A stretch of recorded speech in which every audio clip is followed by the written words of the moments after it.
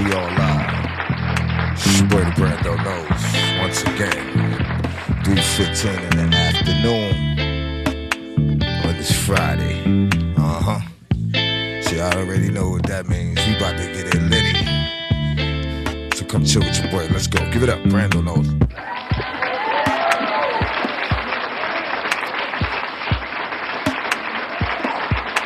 Wolfman talk on the wall. 40 Wolves.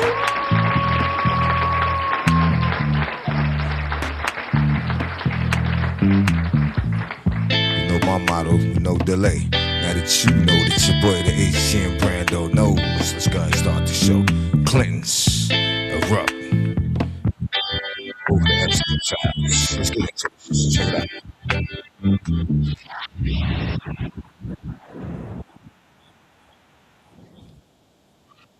Salud.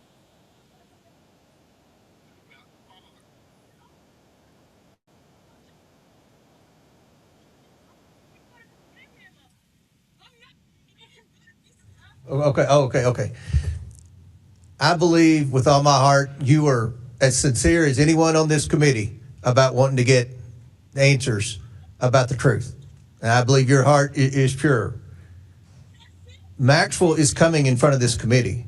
And But we've when? tried. No, let us decide that today. When? Like Well, when? it's nailed down. February what day?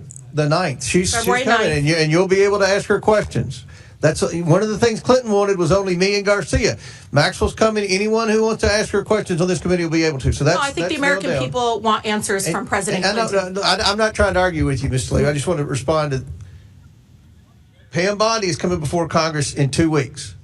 I am confident she is going to be grilled by both parties on the discharge petition. If you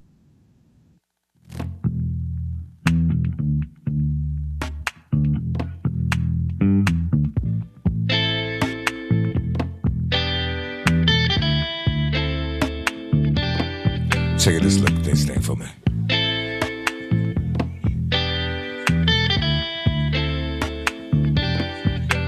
Today is Friday the 13th. What a day. Okay. Bad Bunny cost the NFL millions. Viewers are done.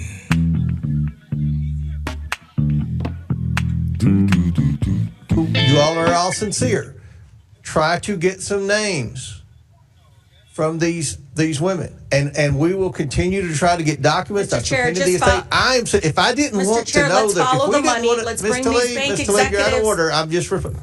We want to hold everyone accountable. We don't care. We don't care if they're billionaires. We don't care if they're Republicans. We don't care who they are. Do you agree to work with me, though? We got to get the bank executives here. Because, Mr. Chair, you and I know that this is still being funded in some other way. Epstein's dead. But we know there's another person out there doing the same thing. We know it because the banks covered up. These suspicious activity forms were literally these reports that had to be filed. They were there for a reason. So we can stop. And last thing, and then I'm going to open it, I think, see if there's any other members. But we are going in looking at suspicious activity reports. Both Republicans and Democrat staffs going in looking at suspicious activity reports as we speak. I'm all about looking at suspicious activity reports. Now, time's expired. Does any other member seek recognition? Mr. Fallon from Texas. Thank you, Mr. Chairman. I'd like to share a quote with you. I thought it was interesting. No one is above the law, and no one should be escaping accountability. And Hillary Clinton said that. And according to the LA Times, there's another quote. No man in this country is so high that he's above the law. I agree with both of these quotes. Al Gore said that when he was a member of this chamber, Bill Clinton's own vice president. I hope every member of this committee agrees with those quotes. So we have to ask ourselves, are we a rule of law nation or are we not? When a citizen of these United States is subpoenaed by this Congress, they should comply, plain and simple, regardless of who they are. We all get accused of things, and we should do everything we can to, because accusation is nothing but that, to prove it false if it's untrue. Jeffrey Epstein was a rapist, pedophile, sex trafficker. In street parlance, he was a scumbag, lowlife, and slimeball. And some of the things that I've read in these files, he was evil incarnate. He's also dead. I didn't even know who he was until he wasn't.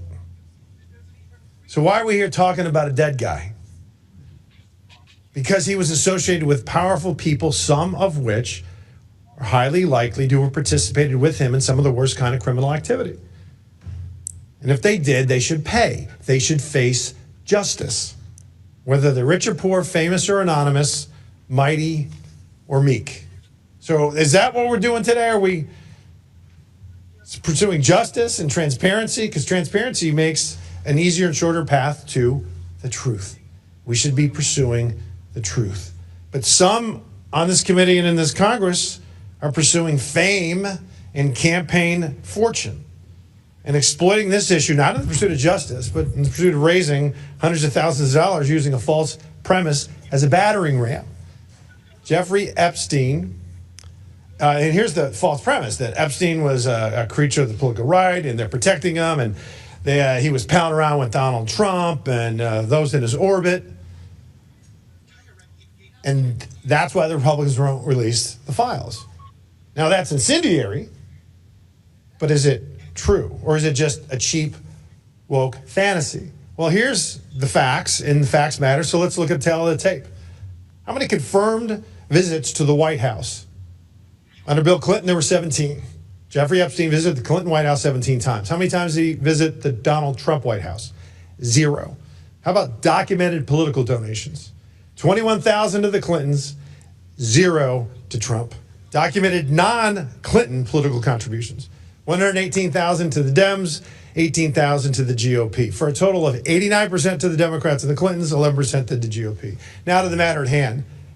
Epstein files released by the oversight Democrats from 2019 to 2023 when they were in charge of this committee. 0. Epstein released files by the oversight Republicans from 2023 to present, 53,000 pages. Epstein files released by the Biden Department of Justice in the 4 years he was in office. Again, 0. Epstein files released by the Trump DOJ, 2025 to present, 125,000 pages. And a member of this committee completely jumped the shark again. And right after Charlie Kirk was assassinated by a left-wing loon, and it was a time where we really need to turn down the temperature and practice some civility, said, and I quote, "Republicans have been so busy protecting pedophiles and rapists that they forgot what this committee is supposed to be about." Well, I tell you what this committee is supposed to be about, Mr. Chairman, about transparency and truth. And on this matter, the Republicans have led, and we produced results, and the Democrats have done squat and bumpkiss. For the record, you know, that kind of incendiary rhetoric, while it may make headlines and make people famous, or perhaps better stated infamous, and raise loads of woke cash, maybe even get you invited to Hollywood parties. But at what cost? Those kind of lies create division and damage, and they're ludicrous, absurd, lazy, and perhaps, worst of all, unoriginal. And I don't think it's going to translate much to journey to the upper chamber. I hope it doesn't translate to that. The Trump administration and Republicans on this committee and on this issue have served Lady Justice by a count of about 178,000 to 0. So the Clintons should come in, honor the subpoena, and testify. And you know why, Mr. Chairman? In the pursuit of truth. Mr. Chairman, I yield back. Gentleman yields back. Chair recognizes Ms. Stansberry from New Mexico. Thank you, Mr. Chairman. You'll have to forgive me if I do not give a slow clap to our colleague across the aisle for his Academy Award-winning appearance just now in front of the committee. But I want to just address some of the things that I heard here today and to talk about why we're here. What I've heard here this morning in front of this committee is exactly why the American people hate politics. Because the American people don't care if you're a Republican, if you're a Democrat, if you're an independent, whether you vote or you don't. They want the Epstein files and they want justice and accountability. And they don't give a damn whether or not it's Democrats or Republicans or who is implicated. They want accountability.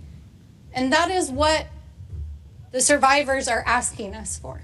They are asking us to do our jobs, to make good on the promises that we made them when they came and met with us, and to actually, in good faith, conduct an investigation.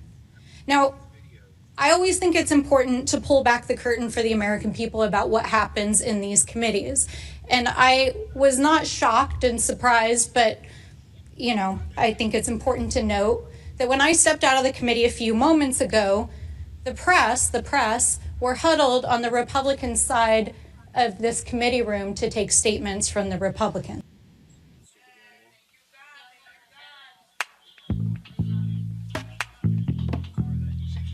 We're gonna get back to them herons, cause those joints be popping.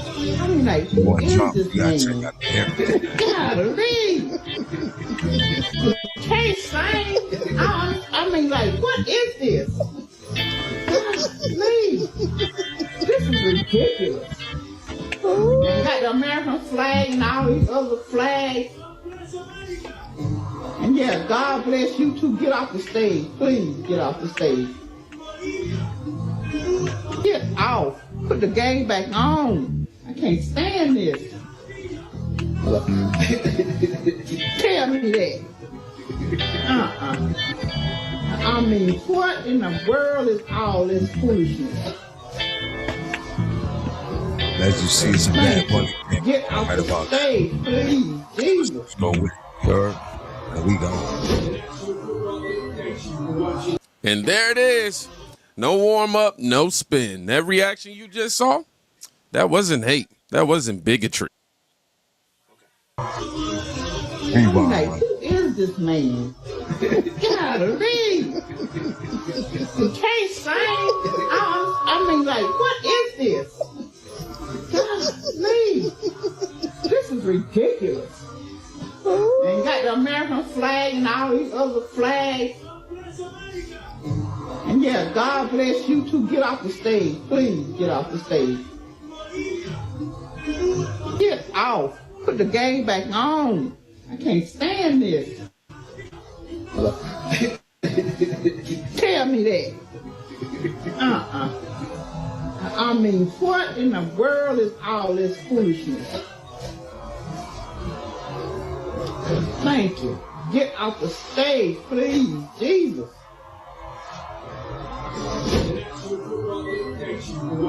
And there it is. No warm up, no spin. That reaction you just saw, that wasn't hate. That wasn't bigotry. That wasn't some coordinated political talking point. That was confusion. The same confusion millions of viewers had when the NFL decided to turn America's biggest sporting event into a cultural rollout nobody voted for. And watch what happens every single time this dynamic plays out. Democrats don't respond with logic. Okay, I need to go ahead and get this fixed. They don't respond with logic. They respond with emotional labeling. If you didn't love it, you're intolerant. If you didn't understand it, you're ignorant. If you question it, ultimately, you're just racist. That's how it all equates for them. That's not argumentation. That's manipulation. Because once they shame you, they don't have to defend the decision. They never do anyway. And speaking of people being told their concerns don't matter, let's talk about the viewers who are watching with their families. All right? Why would I watch the halftime show or care if I don't understand what he's saying? Like, people are saying you're racist for not wanting to watch or support Bad Bunny, and I'm like, I think that's the problem. I think there's an agenda behind why he's performing, and you're a part of it. I don't understand what he's saying, so I'm not going to listen to it. I don't care. He's not speaking my language. Why are you trying to make me feel uncomfortable on an English-speaking territory? Or in an English-speaking territory, I'm sorry. I don't understand what he's saying, so I don't really care. I don't know why he's performing if he can't speak English. That's just how I feel about it. It's just the NFL. This isn't the World Cup with soccer or something. I can understand that. But it's the NFL. Even in soccer, bro, when they be having like America News or something like that, like these folks translate the post-game interview in English. So I need that at the Super Bowl halftime show. It's the Super Bowl. If you can't translate the song in English, big dog, I'm gonna need you to find somebody else. Because I don't know what you're saying. And no, I'm not racist just because I don't know what you're saying. Or just because I don't care about what you gotta say because I don't know what you're saying. Now, here's where the conversation gets real quiet from the media class, right? This isn't a nightclub venue, right? This isn't an adults-only concert environment. This is the Super Bowl. Multi-generational households all watching together.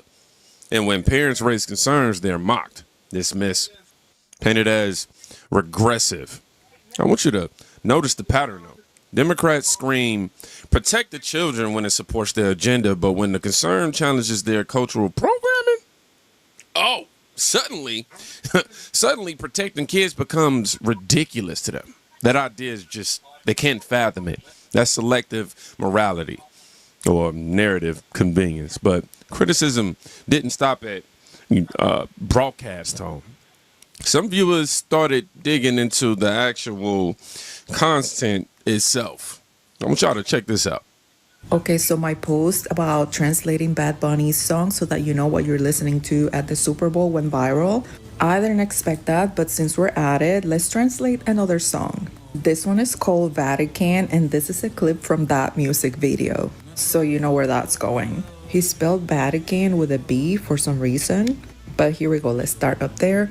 Perhaps my music isn't clean, but I didn't invent sex and marijuana wanna.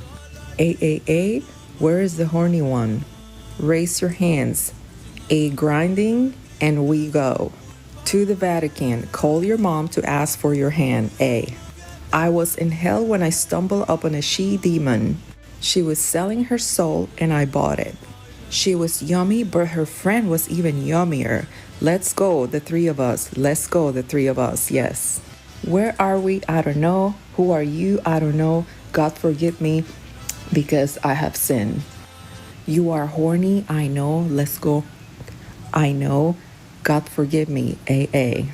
I'm gonna skip this paragraph because it's irrelevant. He's talking about being in the club and the club being lit.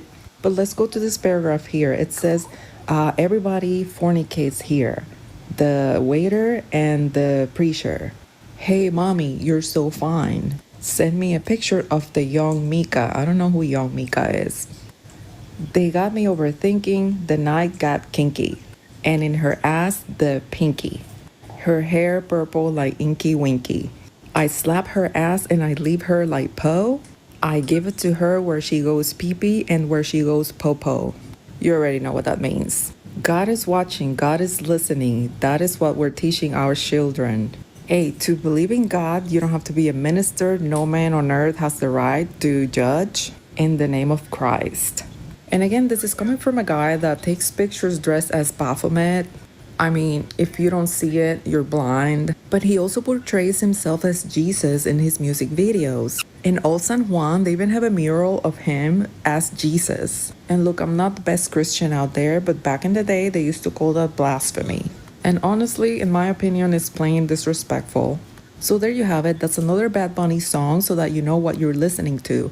I know that some of his songs have a great beat, I'm not gonna lie. Some have a catchy beat. And it's hard not to like it, honestly. But I don't know, I feel like it's important to know the words that come out of our mouths, even if it's in another language and we don't understand it. Because you could be singing and selling your soul to the devil and you don't even know it, just because it has a good beat. So yeah, don't sing along. Woo, y'all gotta stay prayed up. God, please guard my spirit and those watching this video. Amen. Let's be clear though, this isn't about hating Bad Bunny. That's a straw man Democrats love pushing, right? Criticism centered on platform suitability. That's where we at with it. Sexual messaging, religious symbolism, vulgar themes, primetime broadcast fit. That's a standards discussion. I'm going to make that distinction, but reframing it as cultural hatred lets them avoid addressing the substance entirely. Again, narrative manipulation. And once cultural framing gets activated, the next battlefield becomes language. You know what? I'm in my closet, and so I'm sitting here getting ready to talk about Bad Bunny's performance for the Super Bowl. And I get it. I know that you Latinos, Tejanos, and everybody else want to get this guy. This AI Super Bowl was the worst. It was the worst Super Bowl performance without real live, real ammunition, real performances. All this AI and all this bullshit that he had was whack. Listen, I don't have anything against the Latino community, but y'all gotta admit, all this it was not authentic. He had too much bullshit in his shit. Bad Bunny was bad business, and I'll say it again. So y'all can sit up here and play in the faces of us if y'all want to. I think all this is a conspiracy, and I really think that you all are really trying to dumb down what's really real in our world. Because Bad Bunny's performance was bad. Bad Bunny was bad. Bad. Y'all get that? This dude was bad. I'm sorry. We got to do better. And I'm trying to figure out what part of nothing he did was, this is the one time I wish he would have brought J-Lo on. Somebody who can make sense of what his choreography was about. Yeah, I mean, he did street culture for the Latino community. Which community of the Latino community? Because, the Latino community has several communities. Which one was he depicting? He was all over the place. And it didn't make no sense. And then, worst Super Bowl performance ever, he goes down to be that one. I said what I said. Now, this clip isn't about politics. Honestly, it's about relatability. You've got viewers saying, I don't understand what's being said. I feel disconnected from what I'm watching. That's a legitimate audience response, especially during the national broadcast meant to unify viewership. But watch how Democrats do with reactions like this. They don't engage the concern. They dismiss the person. They frame confusion as ignorance rather than recognizing it as feedback, about accessibility and connection. That's emotional gaslighting, is it not? I could be tripping. I'm just saying, redefining someone's experience so it fits a narrative. And from there, the conversation escalated. Oh, yeah, it did. Not about understanding, but about authenticity. Y'all need to stop lying and acting like y'all like that show. I see so many Americans making an excuse for why they choose Bad Bunny and saying they liked it. You didn't like it because they didn't speak in English. You didn't understand what they were saying. I think people, I didn't understand what they were saying. But that's the main purpose. If you didn't understand what they were saying, how can you enjoy something? They're lying because maybe they like this politics. Maybe they like the imagery. Maybe they just liked that the Trump didn't like it, and so they like it. But the reality of it is, y'all didn't like it. Stop lying. Only people that like Bad Bunny's performance were Puerto Ricans and his people of that origin who speak that language. Those are the only people that really liked it. I love Hispanic people. I have pastors. I've had them come to my services. I love them. They're my brothers and sisters in Christ. But from a political and from a cultural standpoint, as an American, it would have been respectful for him to speak in English, and if he want to have a translator. With my church, we have English. In churches I've been at and ministered at, we have English and Spanish when there's a huge Spanish population. We don't just speak Spanish because then the English people wouldn't know what they're talking about. I have literally no idea what he was saying. And that's not okay when most of the people that are watching are Americans. Yes, there's a huge foreign audience, but the Super Bowl is supposed to be about America. And before people talk about, he's an American, you know what I'm talking about. Yes, Puerto Rico is a part of America, but it's not one of the 50 states. It doesn't have the same culture as America does, as the traditional 50 states. When we talk about America, it has still its own culture that is not anything like the 50 states. So you didn't like it because he spoke in English. I didn't like it because he was waving foreign flags of other countries. There was a disrespect to patriotism in America. But what we expect from people like him, the left, they hate the country. They believe that people should come over here and disrespect America because America is so bad and evil. Yeah. Now, this reaction hits a different nerve entirely. This isn't confusion. It's skepticism. It's questioning whether people were genuinely connecting or just pretending to connect because cultural approval demanded it. And that matters because Democrats thrive. I mean, they thrive on performative agreement. They reward public alignment, not honest reaction. So if you say, I didn't get it, I don't get it, or I wasn't feeling it, you're pressured into silence. That's not dialogue. That's ideological enforcement. And once emotional lines are drawn, viral outrage content begins flooding timelines to steer the narrative elsewhere.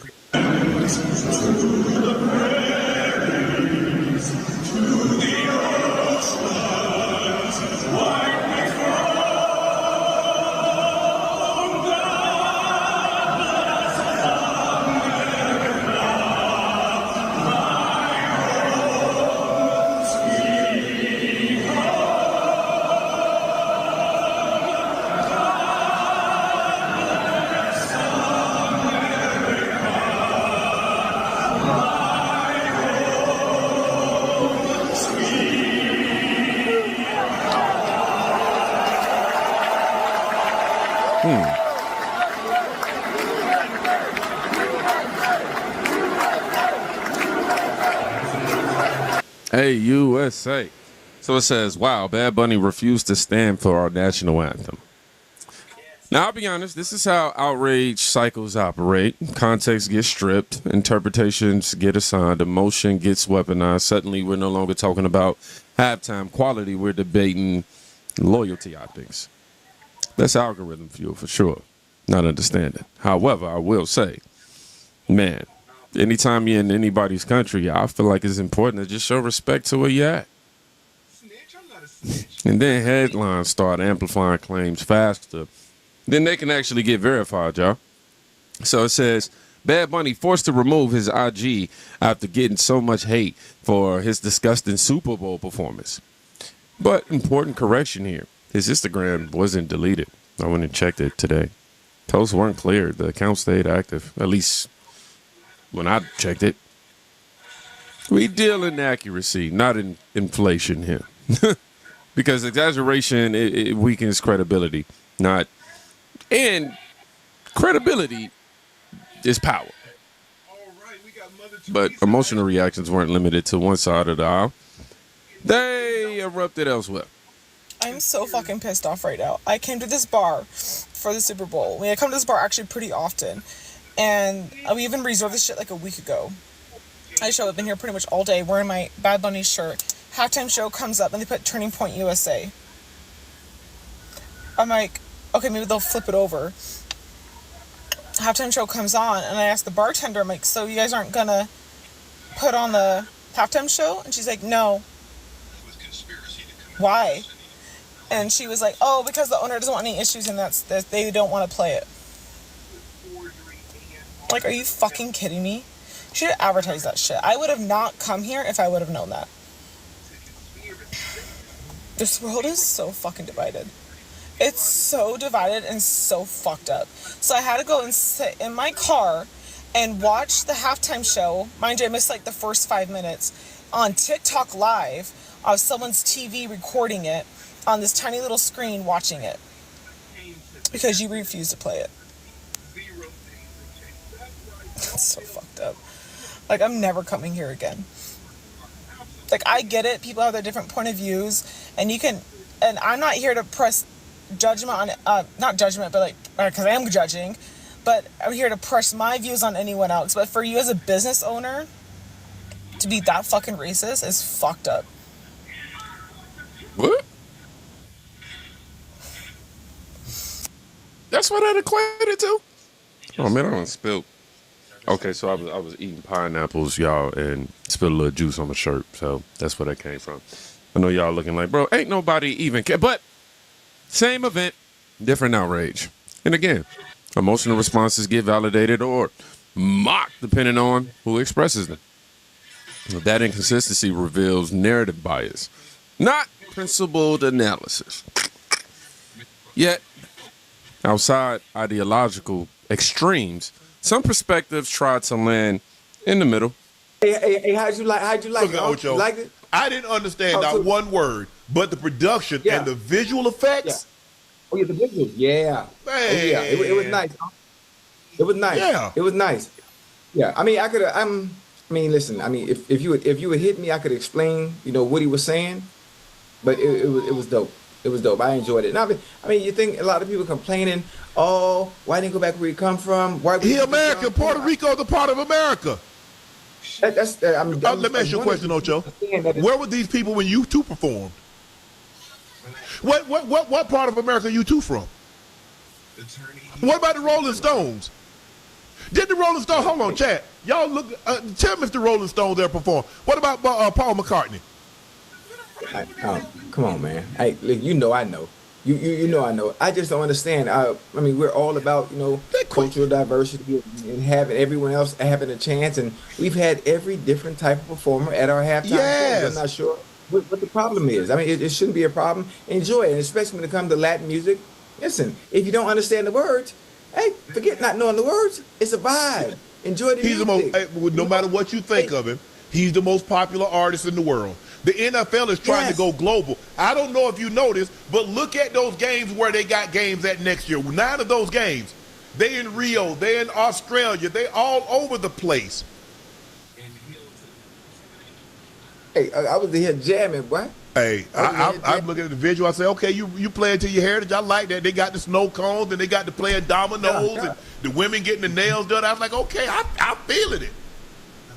And the funny thing about it, if you notice all the flags, the flags, they paid tribute to everybody. I'm watching. They paid tribute to everybody. If I'm not sure, I mean, let me tell you what I hate. Because they quick if they don't like something to say, okay, boycott this, we're not going to watch. But if somebody outside of this boycott something, they say, get that un-American. Get them out of here. Well, if you ain't like Bad Bunny, leave. Anybody that didn't like Bad Bunny, leave. That's their favorite quote. Yeah. And you know me. My taste in music. I mean, my genre and taste in music. I'm all over the place. I like Bad Bunny. Hell, I like Leonard Skinner. Hell, I don't give a damn if they had the Easter Bunny. I'm watching halftime show. So, I mean, I listen to a wide variety of music. But let's stop right here. This is the exact framing Democrats and media allies lean on, right? The idea that criticism equals hypocrisy or intolerance. It doesn't. Nobody said he didn't earn success. Nobody said he shouldn't perform. Nobody said culture doesn't belong on big stages. That's a straw man. The actual issue was context. The Super Bowl audience isn't a curated fan base. It's a broad national demographic expecting accessible entertainment aligned. That's all. Music being emotional doesn't eliminate the reality of messaging disconnect. Vacationing somewhere doesn't obligate viewers to connect with every cultural export on demand. And enjoying rhythm doesn't invalidate critique of placement or tone. That argument collapses under basic logic to me. It replaces substance with moral guilt, which is the oldest manipulation tactic in political narrative shaping. All off the rails. And once that framing falls apart, the media leans on something else entirely to try to stabilize perception. What did you think of halftime? Oh, Benita was unbelievable. Loose, happy, made everybody ecstatic. I loved it. And congrats to the bunny. He's a great human being. Awesome. Fly safe. Love you. Get home. What did you think of halftime? Oh, Benita was unbelievable. Oh my God. Adam Sandler. Now here comes the celebrity validation phase. Familiar face, positive endorsement, narrative, temperature lowered. Because approval signals shift public comfort faster than debate ever could. But let's anchor reality one last time. Right-wing criticism wasn't about hating Bad Bunny. It wasn't about rejecting culture. It wasn't about intolerance. It was simply about platform fit, audience expectations, broadcast alignment, context of the content. And instead of addressing those points honestly, Democrats leaned on emotional framing, labeling, and narrative manipulation. Same playbook, different headline. So, if you made it into, if you made it to the end of this video, I want you to put in frame, because that's what we're doing. That's what we're doing here in the kingdom. We putting everything in frame this week. I think that's going to be the theme this week. Y'all be safe. Go check on somebody today. You can quite literally be saving their life. Peace. For hours. Go upside your head. But now y'all like, no. And it's time for Lefties Losing It. Let's start in Italy, where the Winter Olympics are underway. This is a country led by a staunch conservative and Trump ally, Giorgia Meloni. Likely the most popular leader in America right now is Giorgia Meloni, a woman who has cracked down hard on illegal immigration.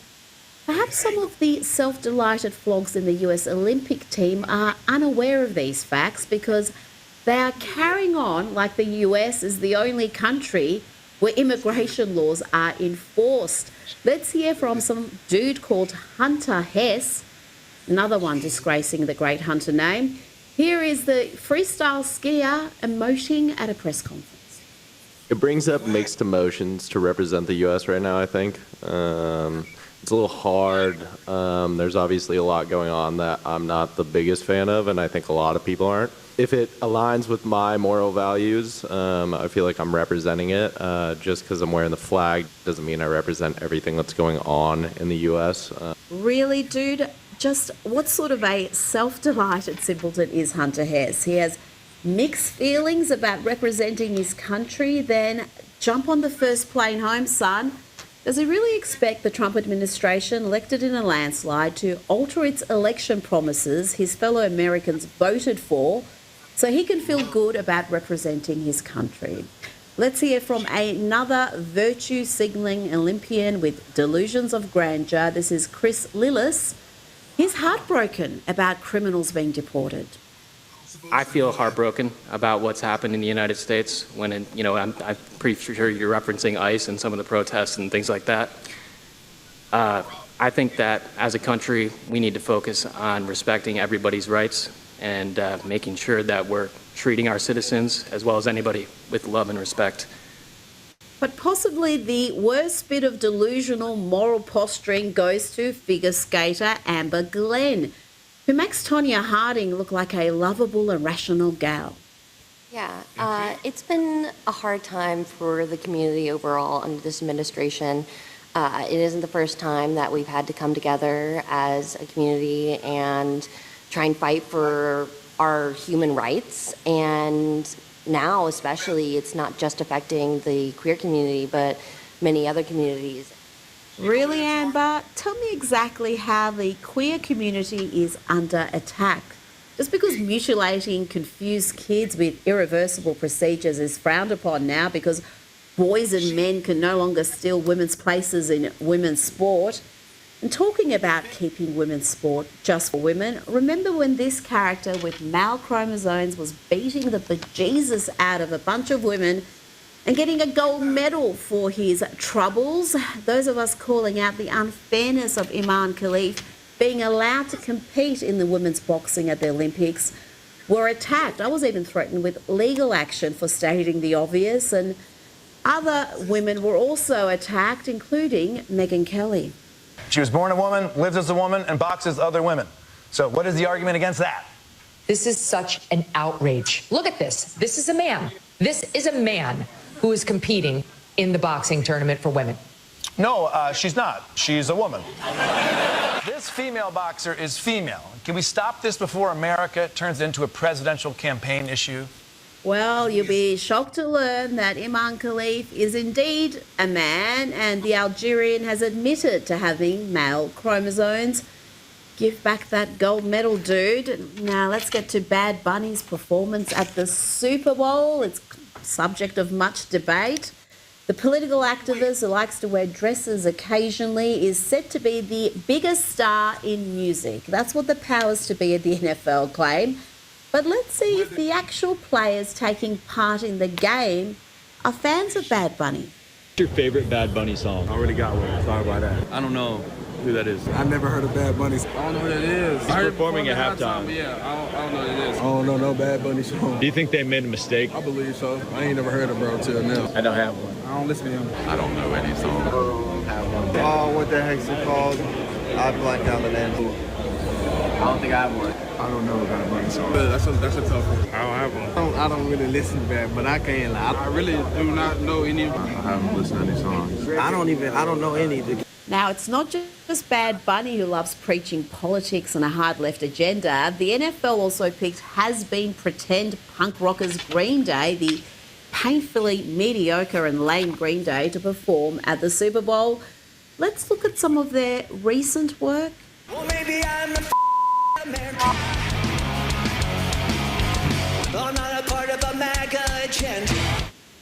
Yes, changing the lyrics to their old songs to slam MAGA. How brave. There are no new songs anyone knows. They jumped the shark around 1997. But now they are interrupting their lame concerts to deliver political messages like this.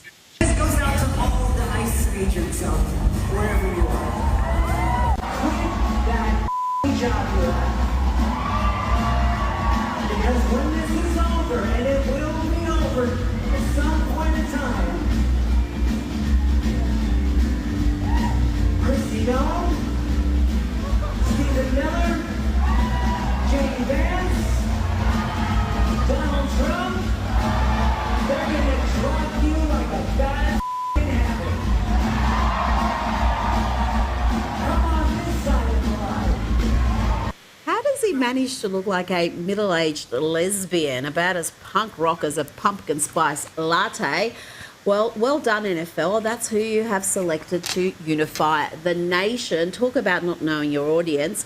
Let's bring in Newsweek's senior editor-at-large, Josh Hammer. Josh, the NFL continue to treat the great majority of their fans with utter disdain. Rita, this was the most left-wing Super Bowl that I have ever consumed in my entire life. And I am a die-hard American football fan. I've been watching Super Bowl since I was, probably 5, 6 years old. This surpassed any other one. And of course it. I mean, we have a game that was being played in San Francisco, the epicenter of the American left-wing universe.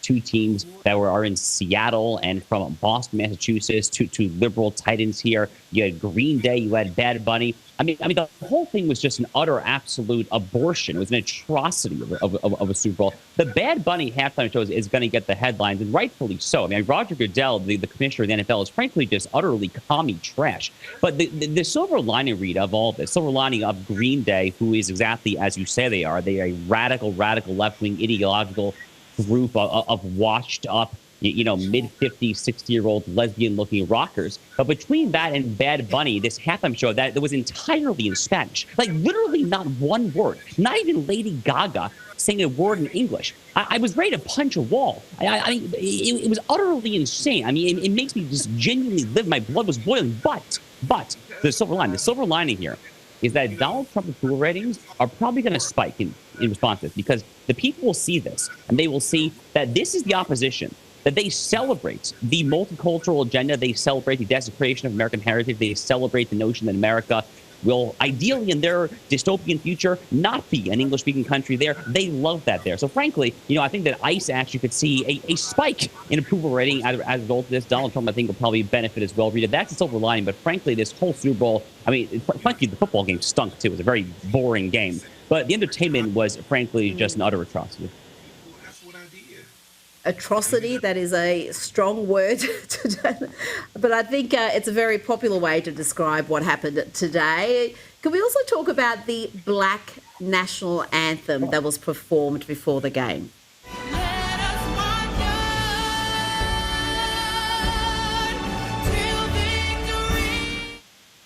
Josh, why does one demographic group have their own anthem separate to the national anthem that is for every American?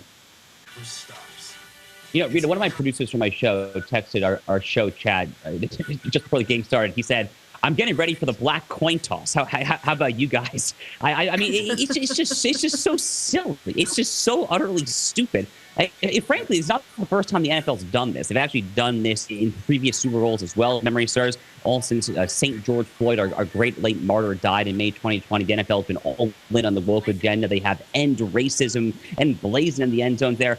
It's really just awful. And it makes you wonder, Rita, just what they're seeing that the consumer is not seeing. Because football is like the most red-blooded American sport other than WWE wrestling and probably like NASCAR, right? I mean, the NFL football is a flyover country sport that is popular first and foremost in the South and the Midwest, in disproportionately MAGA parts of the country. I'm sure there are plenty of liberals who like football too, but I mean, just a total misreading of the audience. And when it comes to specifically to the so-called black national anthem, can you imagine if you had a white national anthem? I mean, everyone say this is a David Duke rally, it's a KKK rally.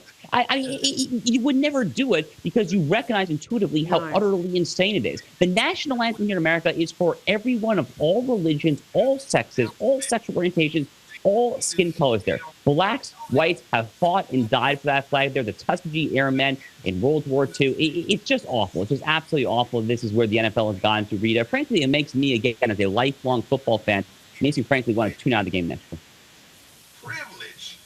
Well, I tell you, if they want to redeem themselves next year, have a country music-led halftime show. It will absolutely be brilliant if they select the right artists, and their fan base will actually enjoy it rather than wondering what in God's name is happening.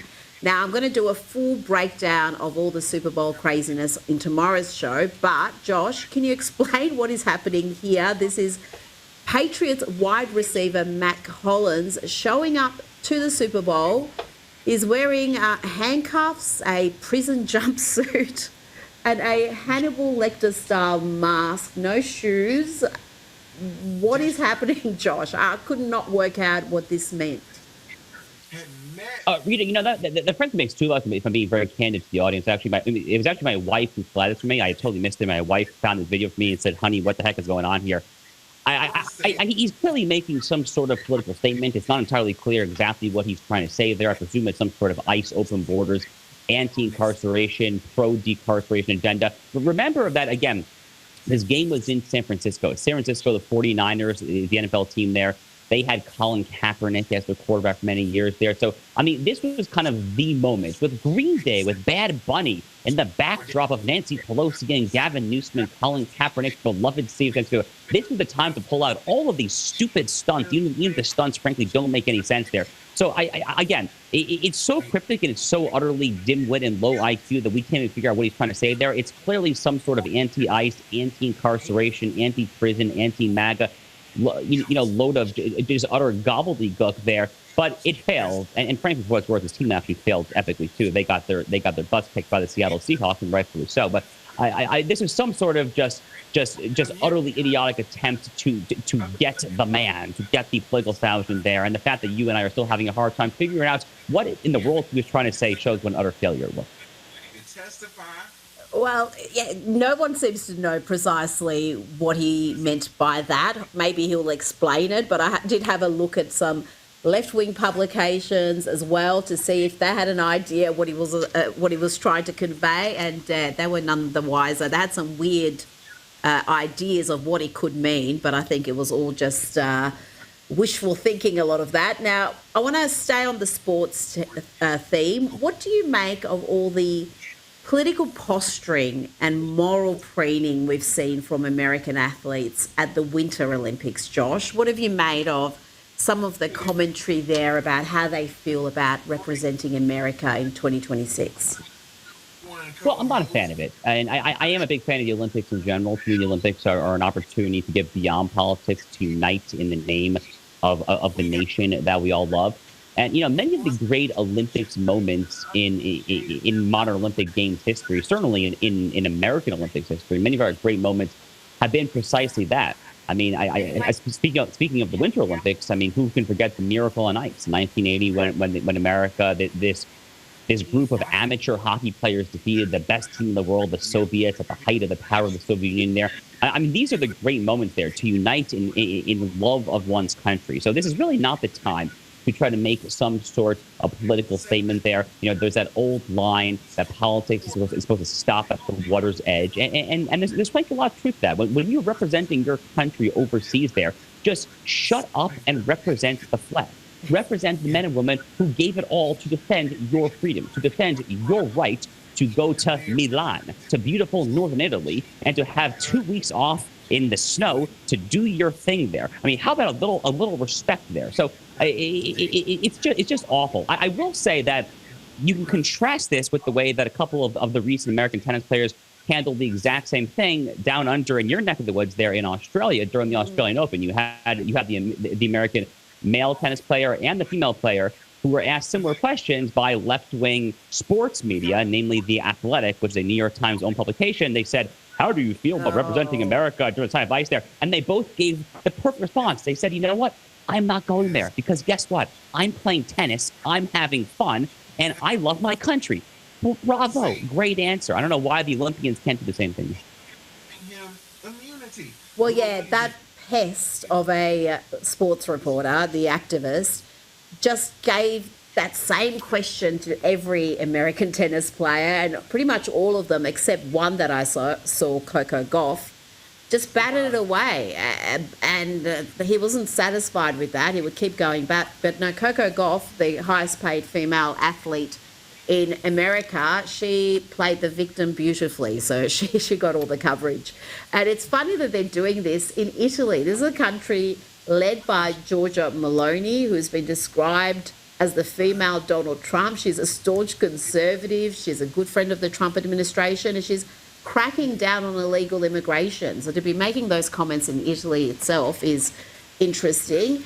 Now, before you go, Josh, we've got good news. It seems like Kamala Harris is back. She dropped this odd little video on X.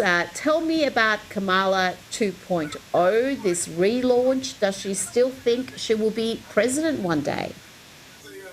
Well, she's basically relaunching her organization for now as a midterm November 2026 get out the vote operation for it. A pro-Democratic Party, pro-grassroots voter registration, get the people to the polls sort of operation there. Now, the very thinly kept secret is that she's doing this to try to amass things like a mailing list, an email list, and all the various data inputs that will ultimately be used for her prospective 2020 presidential campaign. So it's not a very well-kept secret, Rita, that the only reason that she's doing this is to lay these seeds for what seems to be an inevitable at this point 2028 presidential run, to which I say, let's go. Let's freaking go. I mean, if you're someone who wants the Democratic Party to lose, and I wish the Democratic Party nothing but the absolute worst at the ballot box, then you have to be rooting, frankly, for a Kamala Harris 2028. I mean, the only thing possibly even more enticing than that would be like a Jasmine Crockett 2028 there. But Kamala Harris got absolutely schlonged in 2024. She lost all 7 swing states, became the first Democrat to lose the state of Nevada, for instance, since John Kerry back in 2004. I would absolutely lick my chops at the prospect of facing Kamala Harris in 2028 there. And Democrat voters actually might be stupid enough to actually go with that. Now, I happen to think that Gavin Newsom is probably the odds-on favorite right now, but your mileage may vary, because as a friend of mine said to me when we got dinner in Los Angeles a few weeks ago, he said to me, Josh, you know what? I live here in California, and I cannot see a world in which a male white guy like Gavin Newsom is nominated there. And there's some truth to that. This is still a party that is totally sucked in and besotted with this whole intersectional identity politics garbage. And if they really do decide to go with that, then I guess it has to be a Kamala Harris, AOC, Jasmine Crockett. God help you guys, Frank, because those are all a bunch of losing tickets there. But frankly, I think no one is a surefire loser than Kamala Harris. So I say, bring it on, baby. Let's go. Josh Hammer, thank you so much for your time tonight. Thank you. Joining me now is celebrity and royal commentator Kinsey Schofield. Kinsey, we will get to the Super Bowl controversy shortly, but let's start with this fresh footage of Ghislaine Maxwell from the latest batch of the Epstein files. Here she is denying she ever gave massages. Did you ever give a massage to anyone other than Mr. Epstein? At any of Mr. Epstein's properties? First of all, I never said I gave Mr. Epstein a massage. I'll ask that question if you want, but I was focusing on people other than Mr. Epstein right now. I didn't give massages. Kinsey, we know that's not true. We've all seen that image of her giving the convicted pedophile a foot massage with her shirt undone. Are we going to see Ghislaine Maxwell face further charges or at least be asked to shed some light on the latest revelations on the Epstein files? Well, Ghislaine Maxwell's attorney recently told News Nation that she plans to plead the Fifth when she appears before the House Oversight Committee this week, invoking her right against self-incrimination. Jeffrey Epstein's former girlfriend and longtime accomplice is not even 4 years into a 20-year federal prison sentence for helping traffic his victims.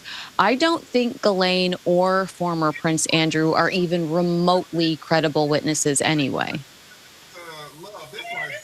Now, we've also learned that Prince Andrew, or ex-Prince Andrew, I should say, apparently took advice from Jeffrey Epstein 4 years after he claims to have cut ties with the convicted pedophile, and also that he had passed on confidential reports to Epstein while he was Britain's trade envoy. Kinsey, what more can you tell me about this?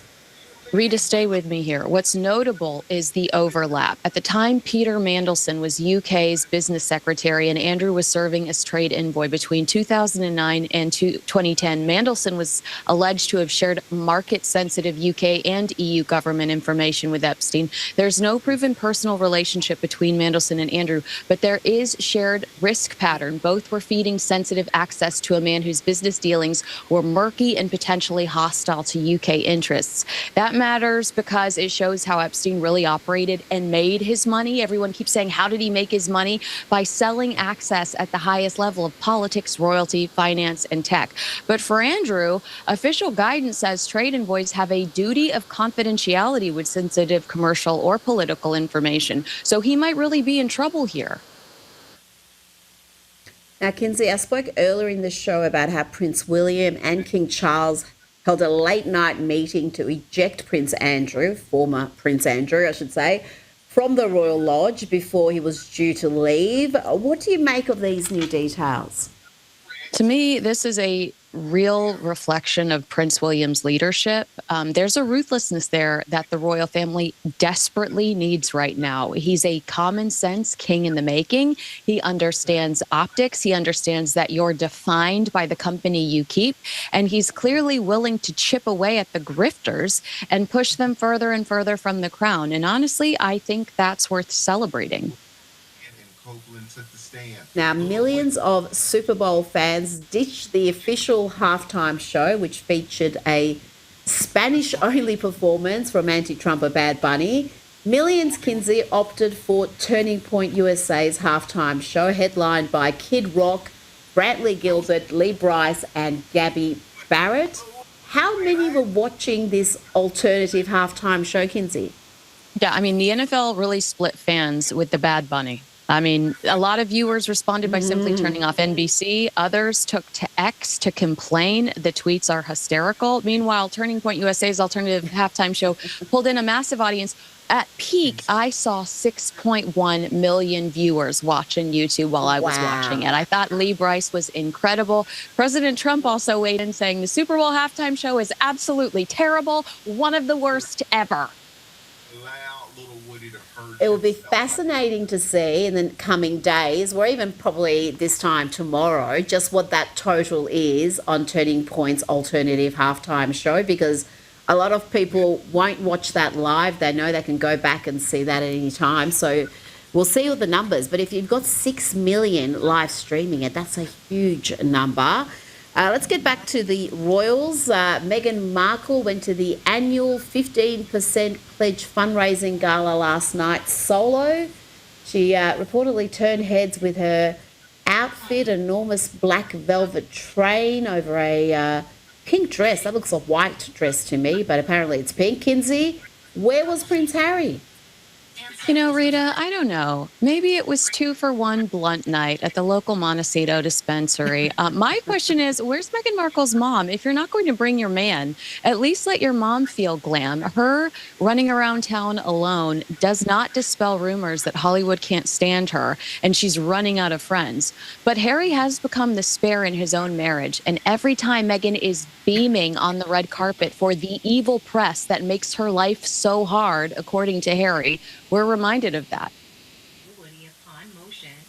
He's become the spare in his own marriage. That is just a brilliant line there, Kinsey.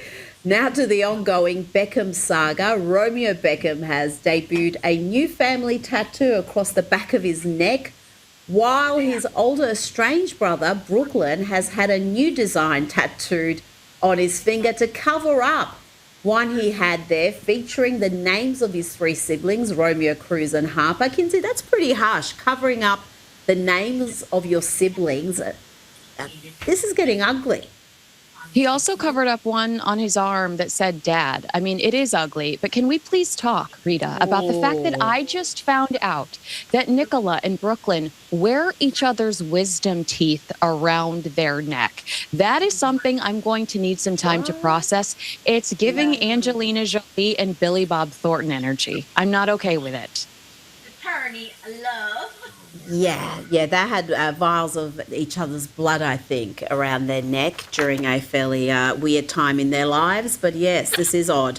Before you go, Melania's new documentary is popular, remaining popular despite the hate from the leftist media. Melania has already beaten the box office totals of 2 Barack Obama films and 5 Oscar-nominated movies. The doco has brought in more than $10 million and is set to screen in thousands of more cinemas, Kinsey. No one was predicting this, especially after those terrible reviews from the likes of The Guardian and other leftist publications. Well, look at Turning Point tonight. There is a real appetite right now for content that bypasses legacy media filters. When something is dismissed or mocked by left-leaning outlets, it often creates curiosity.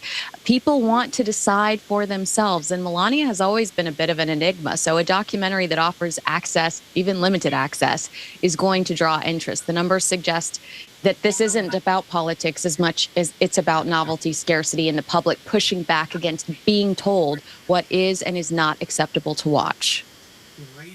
Yep, Kinsey, the punters are voting with their feet and their wallets, and the box office total speaks for itself. Kinsey Schofield, thank you so much for your time tonight.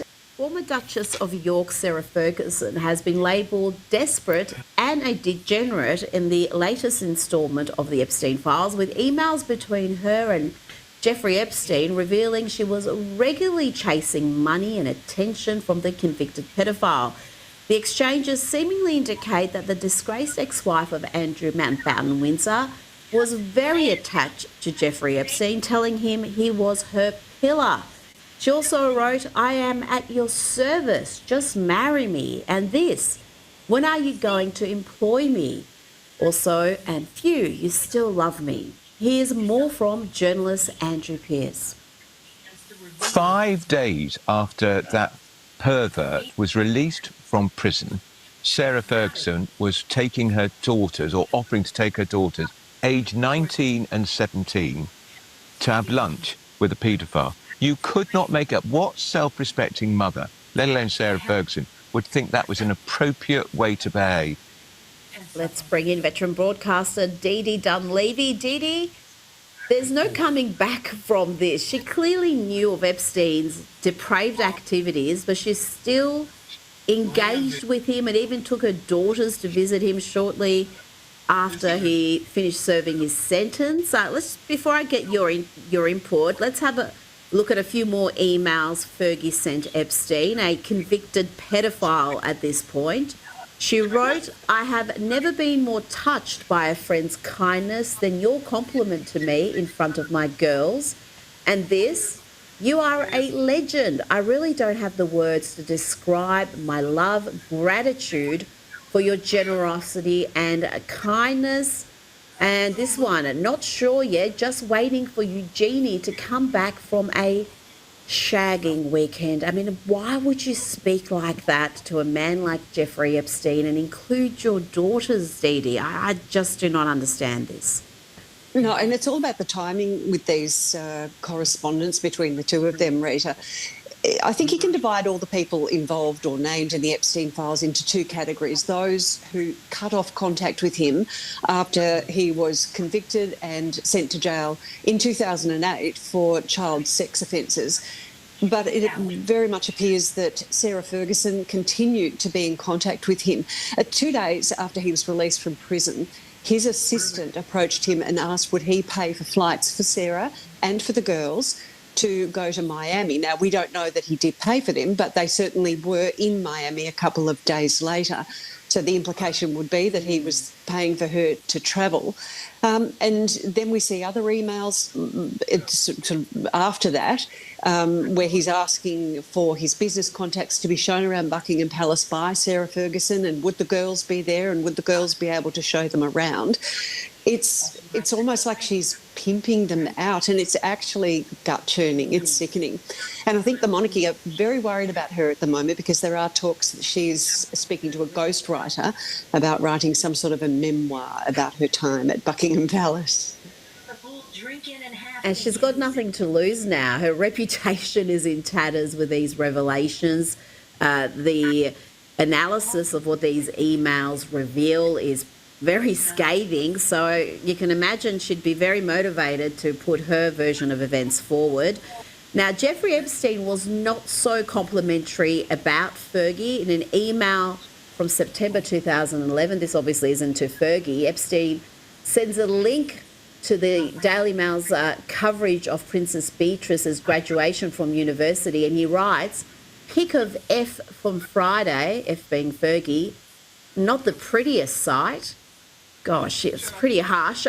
Sarah Ferguson has not responded to any of the emails or the claims thus far, Dee Dee. And there are fresh details about Andrew Mountbatten, Windsor's forced early exit from the Royal Lodge.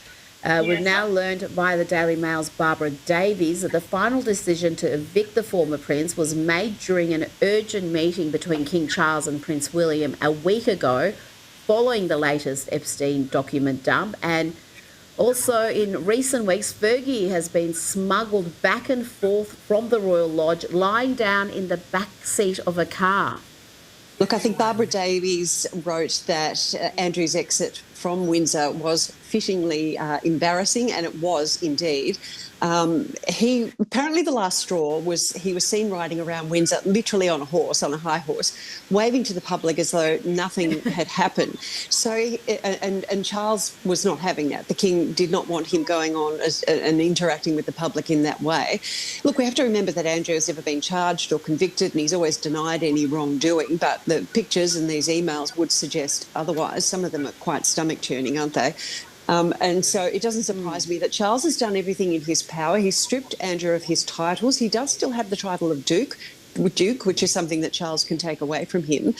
So there's really nothing more that Charles can do to punish him. It's up to the police now, and there is a new investigation. Police have confirmed another woman has come forward alleging that she was trafficked into the UK by Jeffrey Epstein, and she says she was even given a tour of the palace and tea the next day. So I think if anything further, any more punishment is to come Andrew's way, it's going to have to come via the police investigation. Dee Dee Dunleavy, thank you so much for your time tonight. If you got one of Denise's 5 memberships, please tell her thank you. But just don't say thanks. All right? I'm in Atlanta right here with Glanville. This is Power Hour with Gabriella Power. Hello and welcome to Power Hour. I'm Gabriella Power. Thank you for joining us. Well, here down under, we have just celebrated Australia Day, and we have celebrated with so much pride. We are the best country in the world, and most Aussies will tell you how lucky we are to call Australia home. What do I love about it? It's the most stunning country, unbelievably beautiful. There's opportunity here to work hard and see that hard work pay off. Of course, our leaders need to do a much better job making sure that we can keep the Australian dream alive. So you can own a home, start a family, raise children, but of course that's a conversation for another day.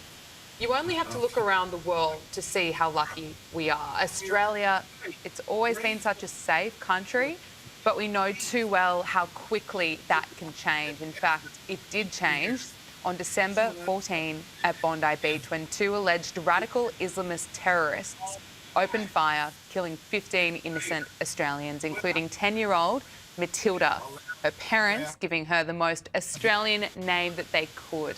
This photograph in The Australian is of Matilda's last Australia Day. We know now more than ever we cannot take our safety, our freedom and our way of life for granted. It is precious. And in the aftermath of that terror attack, we saw the Australian spirit shine through. Locals, volunteers, first responders, lifeguards, neighbours, all rallying together to show up and help and to send a message that our Australian spirit will not be broken by those who hate us. So Australia Day is such an important day to give thanks to those who have defended our country and those who continue to make it what it is. We welcome our new citizens, we honour our First Nations history, we recognise Australians who have contributed so much in all areas, and of course we celebrate the country that we love and that we share. I think we all know that nothing beats our beaches, our barbecues, our mateship and our Aussie sense of humour. Nothing beats our home, Australia. So let's just take a look at some of the Aussies out celebrating. You making the news? Yeah. Yes, that's the way. Aussie, Aussie. Aussie, Aussie, Aussie. Have a great Australia Day. How many flags have you handed out today? 200. 200,000 million trillion. Happy Australia Day. Thank you.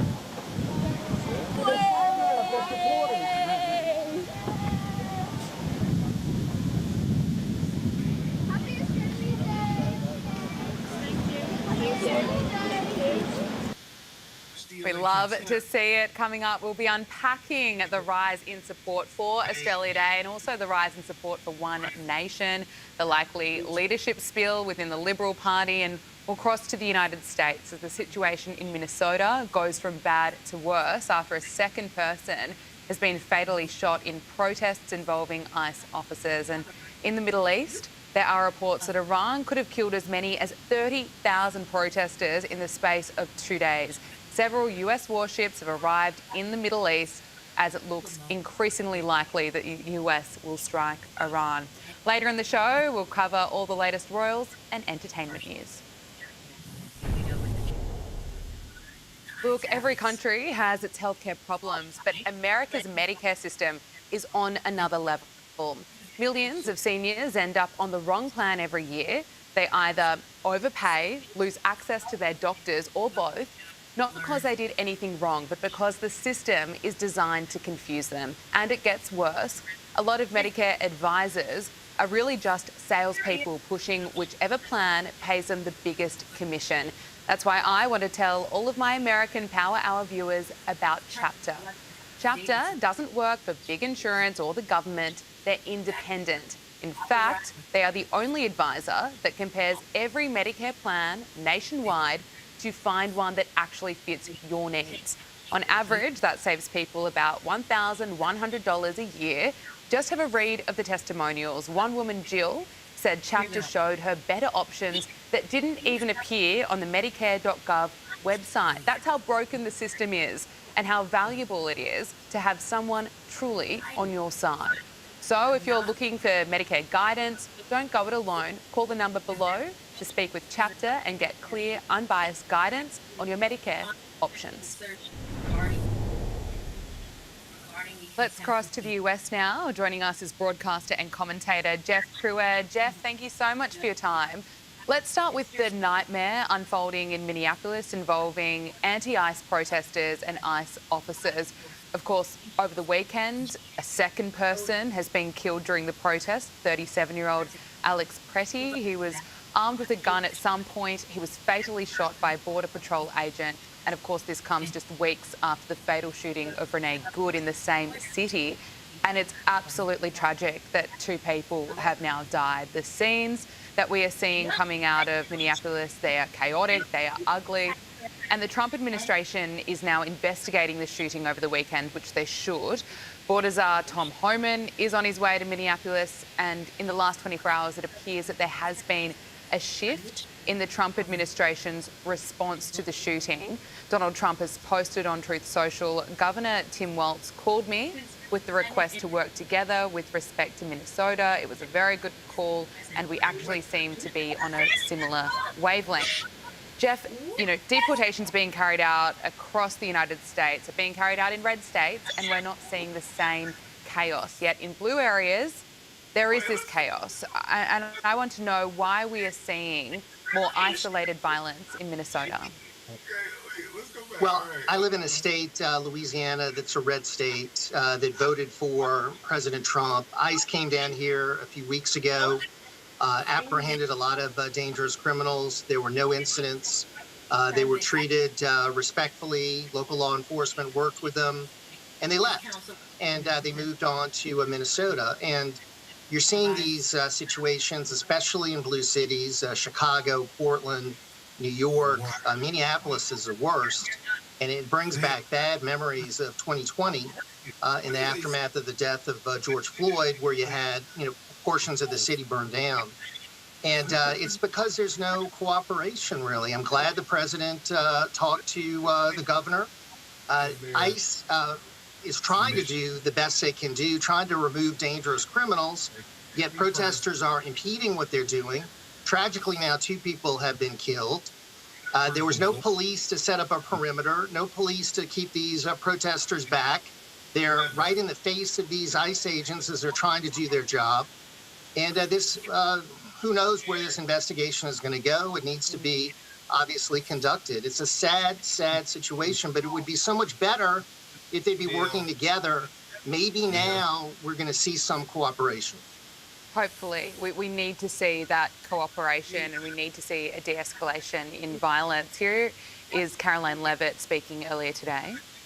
King Slime has no doubt been selective outrage by the liberal biased media and picking and choosing victims and highlighting their stories. And as I've said, President Trump does not want any Americans to lose their lives in the streets of America and in American communities across the country. He believes what happened on Saturday is a tragedy, but every life is equal to President Trump, and that's why the lives of Laken Riley and Jocelyn Nungray continue to matter to him and be an utmost priority to him to this very day. And it's unfortunate that we did not see the same type of sensationalist media coverage over the tragic deaths of those innocent American women and girls across the country as we are in the wake of this tragedy that took place on Saturday. Jeff, I want to get your thoughts on the media's role and its coverage over the past few days, past few weeks. But first of all, can we look at Tim Walz? He is apparently now going to be working with the Trump administration, but these are his comments over the weekend. He appears to make this comparison between enforcing laws to Nazi Germany. Many of us grew up reading that story of Anne Frank. Somebody's going to write that children's story about Minnesota. No, that's not what is happening at all. No, and the Anti-Defamation League sent out a statement that they categorically reject what Tim Walz was trying to do. They criticized it, that they thought it was reprehensible to try to make a connection there. They do that all the time on the left. They bring up Nazism, they bring up Hitler, they talk about the ICE agents as stormtroopers. It's reprehensible. What I see is a president winning a mandate. Part of his election platform was he was going to remove illegal aliens from the country.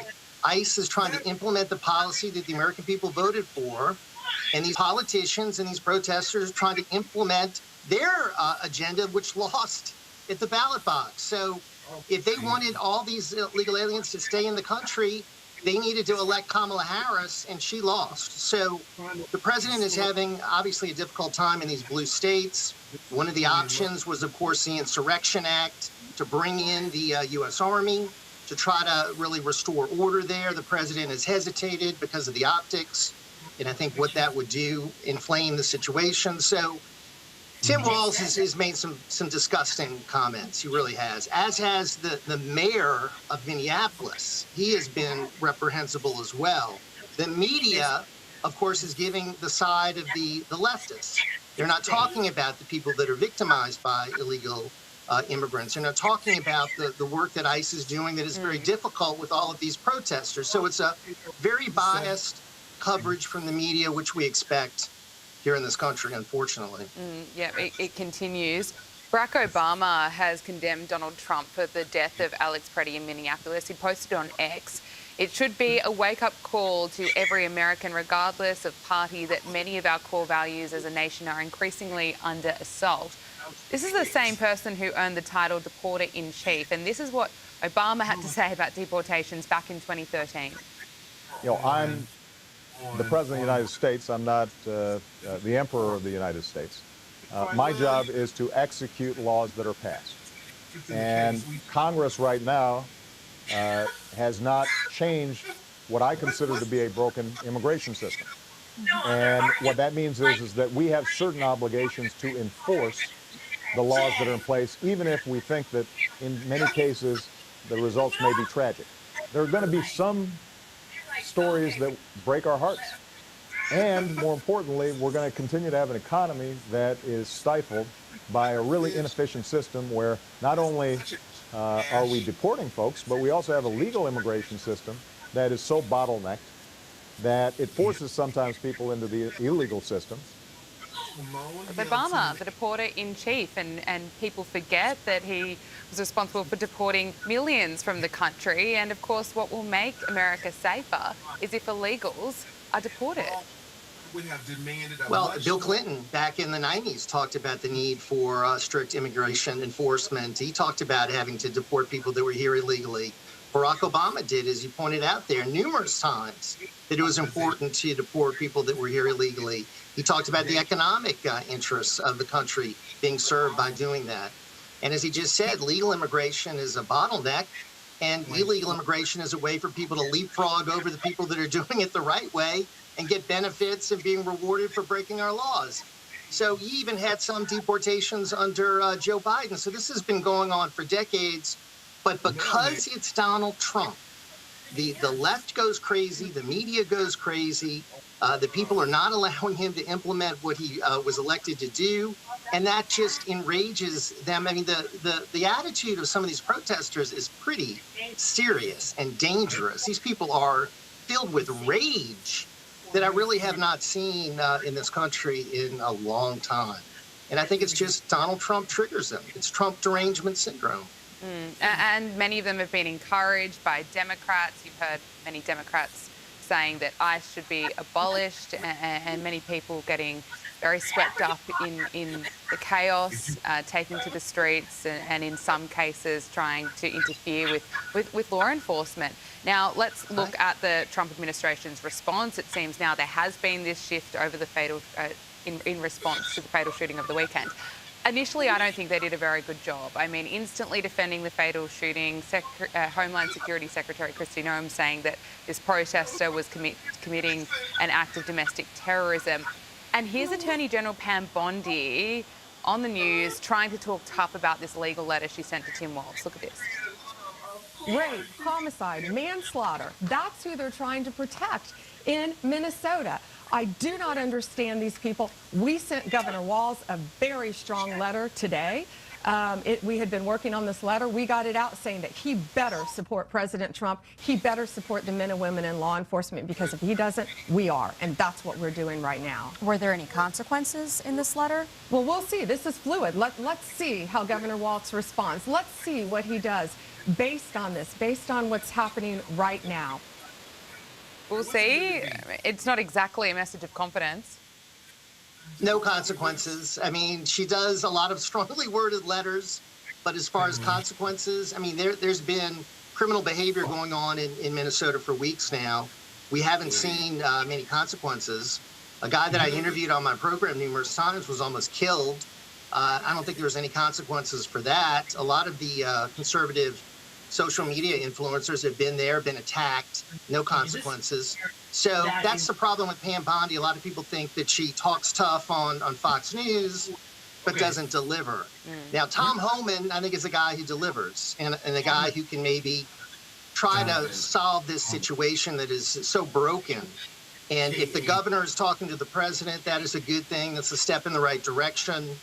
The mayor obviously is part of the problem as well. He has been absolutely irresponsible in his comments. So there's a lot of blame to go around. But your point about how the initial handling was not good, I think is on target. They jumped in with some comments that they should have held back on and said, hey, we need to complete our investigation. Yeah. We need to see what happened here, because there's a lot of video angles, as you know. There's always different conflicting versions from witnesses. So it's still in the early stages of the investigation. Yeah, we are. Look, just back on the media.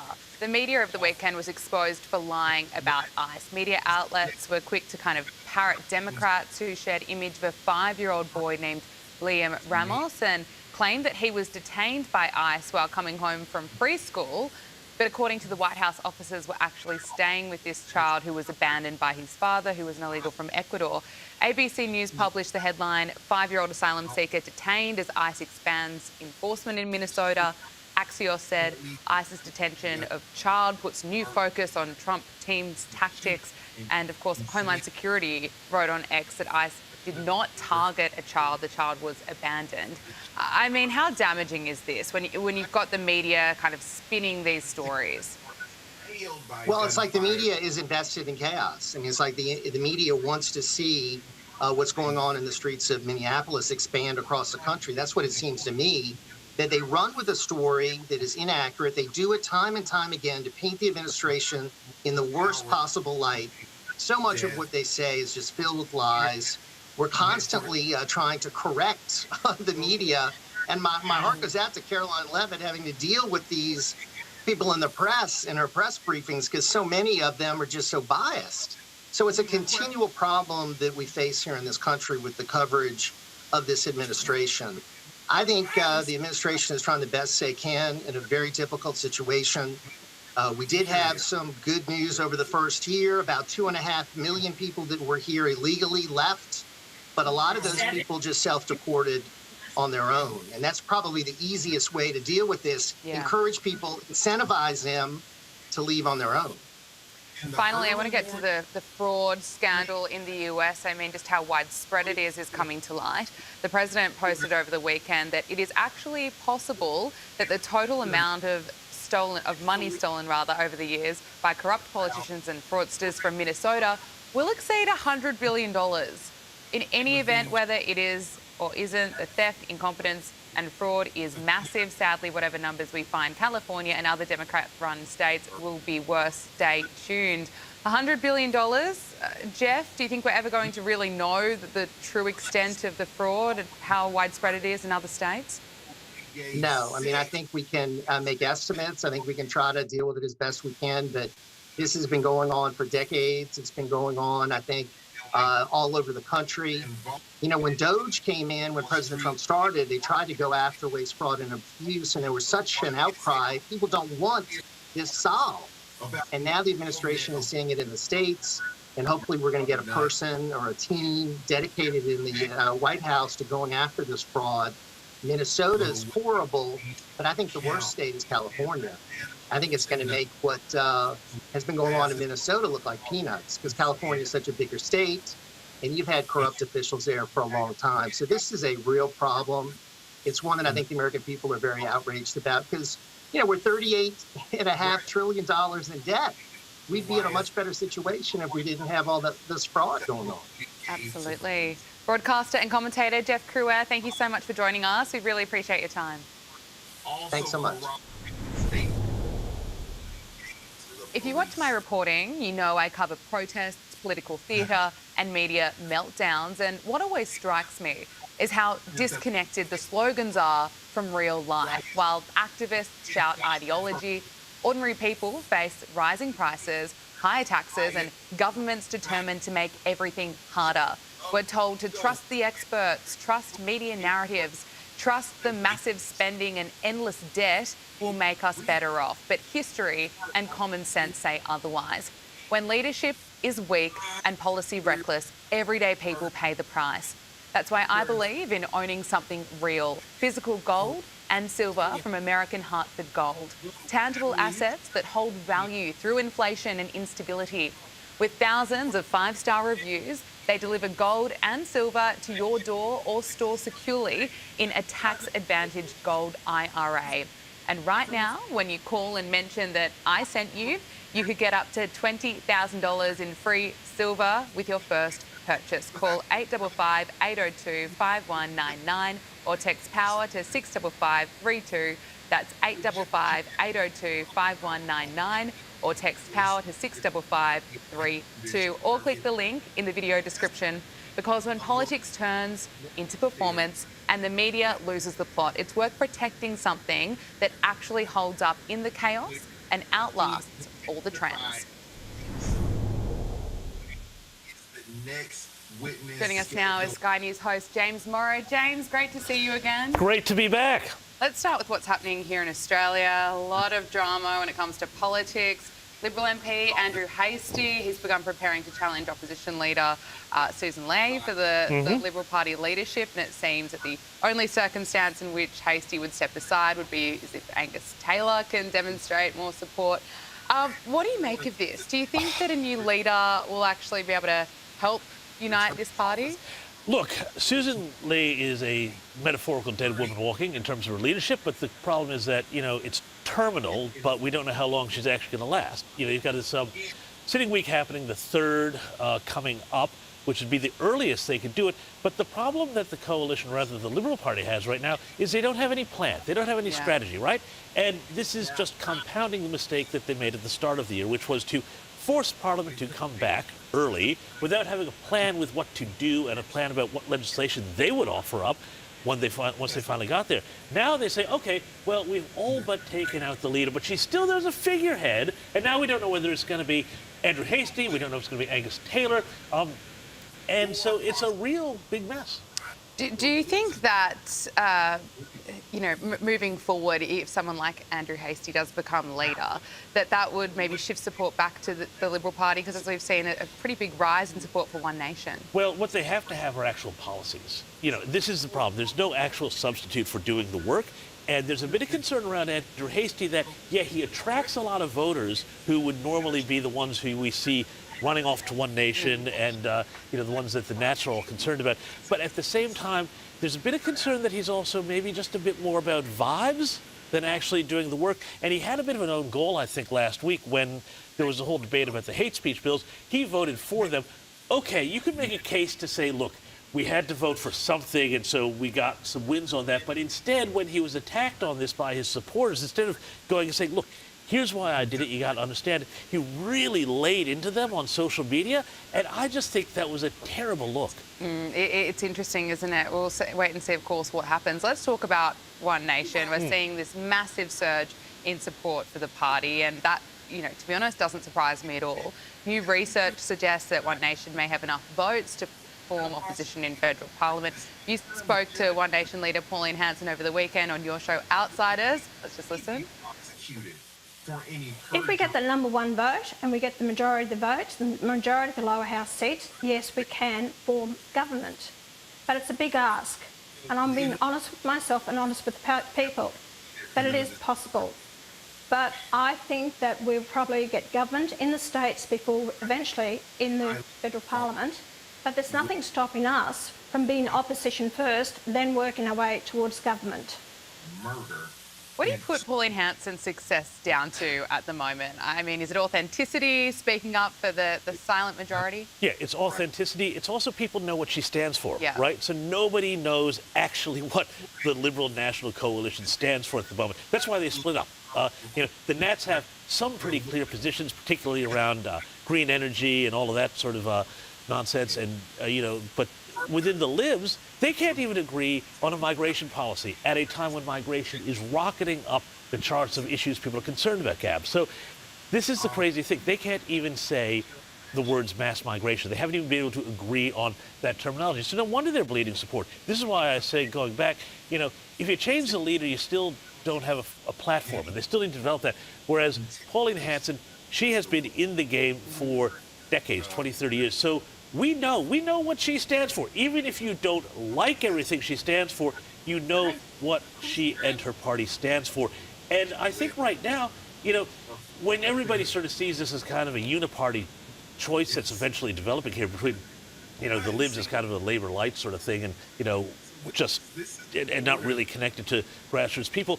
That's why people agree with her. But on the other hand, if she actually wants to be in opposition, they're going to have a plan for running candidates in seats, including seats in urban areas, and that's going to be tricky. Yeah, it absolutely will be. And look, I think, as you say, authenticity, knowing what she stands for. I mean, I think that's why you have to put, where you have to credit Donald Trump for his success as well. Like him or not, you know exactly where he stands. And it's interesting, while I was over in the US, a lot of people were speaking to me about Pauline Hanson. I mean, her name was what was really cutting through. Let's talk about the United States. Sure. A lot going on over there. I want to get your thoughts on the Democrats in particular. Gavin Newsom, favourite, not so much. But look, he's just announced one day after the US officially withdrew from the World Health Organization that his state would become the first to join the World Health Organization in, of course, a rebuke of the Trump administration's withdrawal. What do you make of Gavin Newsom, his moves recently, clearly trying to be the Dems nominee? There's no secret about this. I mean, this is the biggest open secret, and I think he will. And I think he will be the next nominee. This whole thing with the WHO, entirely predictable, although you kind of wonder, what does he know? What is he privy to about some sort of future pandemic? But anyway, we'll put that aside there. Trump was right to pull out of the WHO. The WHO behaved atrociously during the COVID pandemic. Absolutely. And so, he was right to do that. But what's really interesting about Newsom is he's trying to get this sort of alternate president thing happening right now. So he was at Davos. He was at the World Economic Forum. And he was mixing it up and giving all sorts of weird quotes. I spoke a lot about it on the U.S. report, which is now at its new time of 8:30 on Friday nights, by the way. Fantastic. It is fantastic. And he also wound up mixing it up with the Treasury Secretary, Scott Bessent, wound up posting a fairly kind of iffy, slightly homophobic meme about him, which was pretty interesting. I don't know how that goes down in California, but okay. But yeah, he's running as kind of this alternate government. The really interesting thing right now being that America is at this really tricky space right now where the left and the right and the Democrat states and the Republican states are actually starting to genuinely come apart in some disturbing ways, which we're seeing like in Minnesota. Absolutely. Yeah. Yeah, look, Gavin Newsom, watch this space. I don't think his social media strategy is very good. I don't know who's advising him, but he's obviously just trying to run his own race, trying to mimic Trump. Well, yeah, and it's funny to think about where are his alternatives, right? There are, is it going to be Kamala Harris? No, she was the weakest, biggest disaster candidate ever. She's polling okay simply because she's got name recognition. Is it going to be Pritzker from Illinois? I don't think so. Who else could it be? There are very few names out there that are creditable. You've got Pete Buttigieg, which some people really like him, but he polls at literally 0% among the black male population, so that's not going to happen. AOC, who wants to abolish ICE. She's too young. Yep. Too young. She could be, though, a vice president. You could see a California, New York ticket there. So, yeah. Well, it's concerning. That worries me. Let's talk about Iran. Iran's Supreme Leader Ali Khamenei has been forced into hiding, fearing that he will be taken out by a US strike as American aircraft carriers continue towards the Middle East. James, we've been looking at Iran, obviously, all month. There are reports that up to 30,000 people were killed in the space of just a couple of days. It's horrific what is happening there. Do you expect it's just a matter of time now until the US strikes Iran? Look, I don't know whether or not they strike Iran militarily, but I can tell you if I'm the Ayatollah, if I'm one of the supreme leaders of Iran, well, I'll say this. Last night, after having a few refreshing beers for Australia Day, I had a spicy pepperoni pizza, and I slept better than any of these guys will be sleeping at the moment. They will have just looked at what happened to Maduro in Venezuela. They will remember all of the targeted assassinations that Israel pulled off over the last 2 years in conjunction with its war against Gaza and Hamas.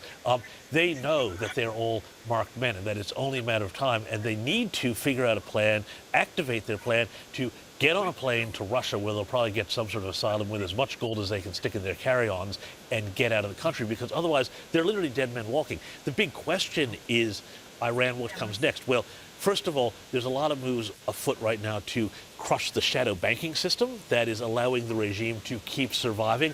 That's going to involve using the UAE and things like that. Secondly, of course, you do have all these military assets. I think that's a last-ditch thing, though, because what has to happen is some sort of stability in creating some sort of new government. I hope that what that looks like is the Shah, the son of the Shah, coming back in, setting up a transitional government, and letting that country have some peace and prosperity, which it had before, and it richly deserves again. James Morrow, thank you so much for joining us. Thank you. Great to be here. Joining us now is skynews.com.au columnist Louise Roberts. Louise, it's wonderful to see you again. Good to see you, Gabriella. Wasn't it fantastic yesterday to see so many Australians out celebrating proudly Australia Day? I mean, barbecues were back, people were out on the beach waving at the Australian flag. Let's just take a look at some of the celebrations.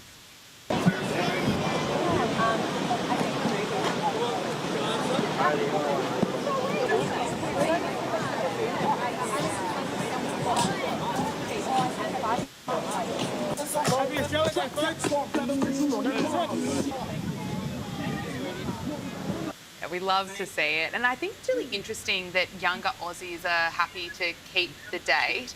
A recent Resolve Political Monitor poll conducted for the Sydney Morning Herald found that 68% of people support the date, January 26. This initially surprised me reading this. I think when I speak to a lot of millennials, some people I speak to still feel very conflicted about the date, but look, what I saw yesterday, definitely a lot of younger Australians taking part in Australia Day celebrations. So it seems like there has been this shift. What do you put it down to? I think patriotism has become cool again. I think what we saw this year is a lot of Australian flags out in public, people putting them on their cars, people wearing them, you know, all those celebrations you mentioned yesterday, a real pride. And it's fantastic to see because I think the people who were pushing to change the date really felt that Gen Z, so that 18 to 34 age group, were going to be the engine room of this. They were going to propel it forward, not the younger, much younger or even older generations who perhaps will be more traditional. But I think young people are really on board with having a weekend and celebrating our fantastic country because they see it elsewhere. They see it in the US and they see it in the UK, and so why not have it here? So if that means a revival in patriotism, I think it's fantastic. Yeah, I agree with that. And look, I speak about how much I love America, how much I love other parts of the world, and I love Australia so much. I'm so proud to be an Australian. We are so lucky to live here. A lot happening in politics down under. There's an expected leadership spill within the Liberal Party. Also that we're seeing this rise in support for One Nation. This week, Pauline Hanson, the leader of One Nation, posted on X, to celebrate the launch of a super progressive movie and Australia Day, we've put this fantastic film clip out today. When we phoned Holly Valance to write us a song for the movie, she instantly said yes. Let's just hear part of it. I'm a real diabolical lefty, a real diabolical lefty. Ideology, if you hate me, I'll intimidate, I'll indoctrinate. I'm a real diabolical lefty, a real diabolical lefty. Check your bias at the door, retreat. We identify as MZV. So this song has gone to number 2 on the Apple Music charts. Louise, feel free to comment on that film clip or not, but also the rise in support for One Nation. I'd like to hear your thoughts around what you put that down to and why we're seeing that. I think Pauline Hanson is seeing something, or perhaps acknowledging something that the major parties aren't, that people are absolutely fed up with being told how to think and what to say and what causes to support. And you see these very minority groups who make a lot of noise and people think that's what the rest of Australia want, but it isn't. So, I mean, that's quite a crude and at times funny sort of film clip, but it's meant to be it's not meant to be targeting the inner city elites who will be, oh my God, Pauline's a disgrace. It's going after the Conservative voters who perhaps feel that the Liberals and now the demolished coalition, what do they offer them? They offer them chaos. They don't offer them a proper Conservative point of view, so they're drifting there. And I think the numbers, the threshold they've reached, 22% in the primary vote, is absolutely fascinating. The first time I believe a minor party has done this in Australia. So that gives them real power at the next federal election. And I know we've got a state election in New South Wales next year, and whether they run a candidate will be interesting to see, I think, because I don't think they've got one at the moment. But it's really showing that people feel that the major parties don't offer them anything, so they're willing to go and at least try and understand where Pauline is on certain issues. Yeah, well, watch this space. Let's get to all the royal and entertainment news. Where do we start? There's so much happening. Maybe with Andrew, of course, disgraced former Prince Andrew Mountbatten Windsor, and his ex-wife Sarah Ferguson. They're said to be on a knife edge as they prepare to vacate Royal Lodge. What's the latest here? So yes, they're due out by Friday, although it's already the end of January. Yes, so Friday he has to go. He's moving to Marsh Farm, which is a new place in Sandringham. I note that it's not anywhere near London or nowhere near Windsor, which of course is William's based, and obviously he's far away from Balmoral, which is where his brother likes to go as well, where Princess Anne likes to be as well. So I think it's the last vestige of his royal life, isn't it, turfing him out of Royal Lodge. Him and Fergie are supposed to be absolutely devastated. I don't think there's going to be a lot, if any, sympathy for them because they've kind of made their own bed, particularly in his case, his association with Epstein, etc. So it'll be interesting to see what his life holds. I still think he may end up in the UAE. I think in that environment, or maybe Spain, there's less concern about sort of royal scandal, and he'd still have some pretty cashed up chums there, I think, who may look after him. But also his daughters, of course, they're very guarded about being seen with him in public and even talking to him. So in a way, that's kind of the real crisis, the fact that, you know, the two girls he thought he could probably lean on are now grown women with their own children and like, well, Dad, we're keeping at arm's length. So it's a real mess for both of them, I think. Absolutely.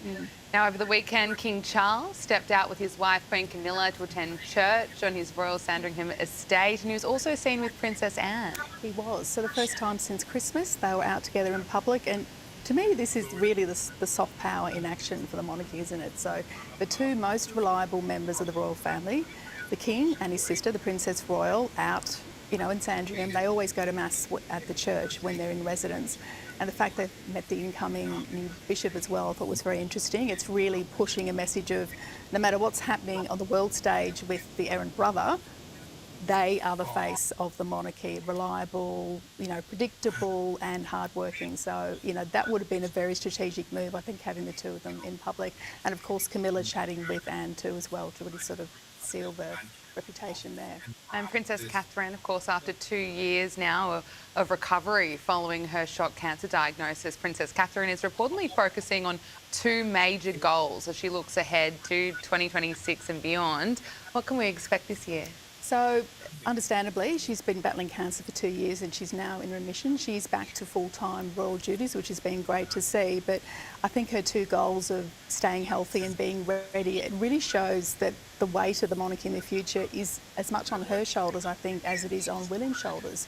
I think by the time he ascends to the throne, we'll be totally used to Catherine in public doing the royal functions and being there as an ambassador for the monarchy, because she's more or less doing the job anyway, sort of in waiting with him. She's out there and, you know, advocating for her causes, childcare, early childhood development, etc. The whole branding around the family is seamless, absolutely seamless. They've really struck the balance between public views of the children and giving some privacy, particularly George, to grow up in a normal sort of space. So I think, you know, she's played an absolute blinder on this. I think that the way she operates in public and the way the public sort of love her and adore her is, I mean, something that Meghan could really only dream of if she was still in that mindset. Well, let's talk about Meghan Markle, because there are, of course, reports that Meghan's Netflix series may have been given the axe. Plenty of royal experts say that they're not surprised at all by that. What do you make of this? What are your predictions for Meghan? Oh, look, I'm not surprised. I think Series 3 was really sort of, you know, drawing a long bow in a way. And I do feel in a way too that she hasn't really made the proper pivot. People still see her as a person whinging to Oprah with her husband. They still see her as a grievance person.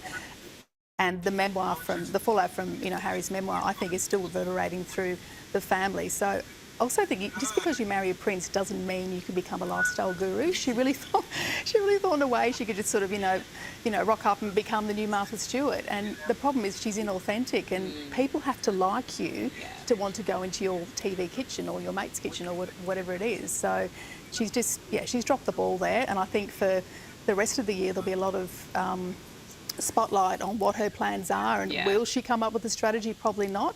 I think the game changer will be if she does go to the UK mid-year with Harry, because he's going out there for some pre-events for Invictus next year. So look, if she does go, it could be an opportunity for her to, ingratiate herself with the public. But good luck. Exactly. Yeah, I think there's no way back for her with the public. I really don't think yeah. so. I don't think they'd be happy to see her there. But No. we'll watch this space very closely. But of course, we have to get to this huge news and entertainment around the Beckhams and the fallout around that family. Victoria and David Beckham have now shared this message about memories with Brooklyn. This is kind of the first time Victoria has made public comments since her son's explosive rant on Instagram. Can you talk to us about the message from Victoria, and also I want to get your thoughts on the potential brand damage that this has done to the Beckhams brand? Yeah, look, they're all both posting sort of nostalgic comments. You can see from that photograph there, and you can see David's Brooklyn tattoo very clearly there on his back. And there's some lovely footage which was taken by the photographer at the time of Brooklyn running on set and spontaneously hugging his dad, which of course is what children do. And then Victoria's part of the hug as well. So look, it's an opportunity, I think, for them to retreat in a way. I know that from dealing with the Beckhams and seeing what they do, that when there's a crisis, they go straight into brand management on steroids, really. And that's clearly what this is as well. They can't control what Brooklyn says about them, but they can control what they pump out on social media. And I thought that was interesting too, that Victoria was at Emma Bunton's 50th on the weekend, and she posed up with the Spice Girls. And the Spice Girls is Victoria's, safety blanket. That was her peak of her career 30 years ago. No one can really, criticise her for that. I mean, there was always some sort of discussion about how good a singer she was, but as far as being a brand for Spice Girls, she was 100% on board with that. So to have the girls around her, or the women rather, around her and saying how much she loved it, and David chipping in and saying, oh, it was wonderful too, I think will do a lot to boost her confidence and hopefully turn the narrative more towards them. As will it destroy Brand Beckham, what Brooklyn's done? I don't think so. I think there's a lot of experience in papering over dramas. We've got the issue with David and the alleged affair many, many years ago. They managed to survive that. So I think eventually Brooklyn will come to his senses and realise that he only has one mum and dad and one family. And although he's proving a point, there is a better way to do it. There's plenty of rich kids who leave the family situation and don't blow up the whole relationship. And I think if he's looking to Harry as a great example, he should be looking well away from that. Look anywhere else. Yeah. Do not look at Harry. I think we could all learn a lesson from that. Absolutely. Don't do a Brooklyn Beckham or a Prince Harry, please. But that, of course, may take some time. Louise Roberts, thank you so much for joining us. Great to see you. Thank you. And that is Power Hour. Thank you for your company. We'll see you tomorrow. Make sure you subscribe to Sky News Australia on YouTube.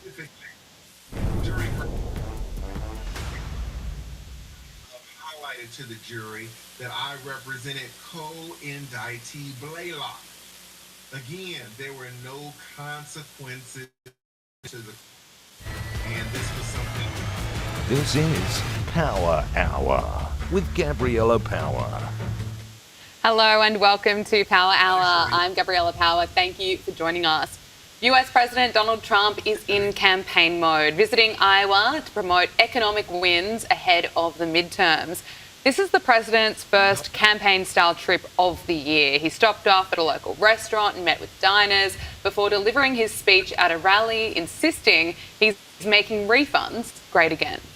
Thanks to our tax cuts, millions of Americans will soon receive record-setting tax refunds, an average of more than $1,000. Think of that, $1,000 compared to last year. $1,000 just in what you're going to save with some of the tax cuts. We know no one campaigns like Donald Trump. He's brilliant on the road, connecting with voters and energising his base. And today he was back on stage dancing. But right now he's trying to sell his message that prices are coming down, that economic growth is accelerating and that real wages are up. It's going to be a hard sell. A recent poll in the Wall Street Journal from earlier this month found that nearly 60% of Americans have a negative view of the economy. However, the poll found that more Americans trust congressional Republicans over the Democrats to handle the economy.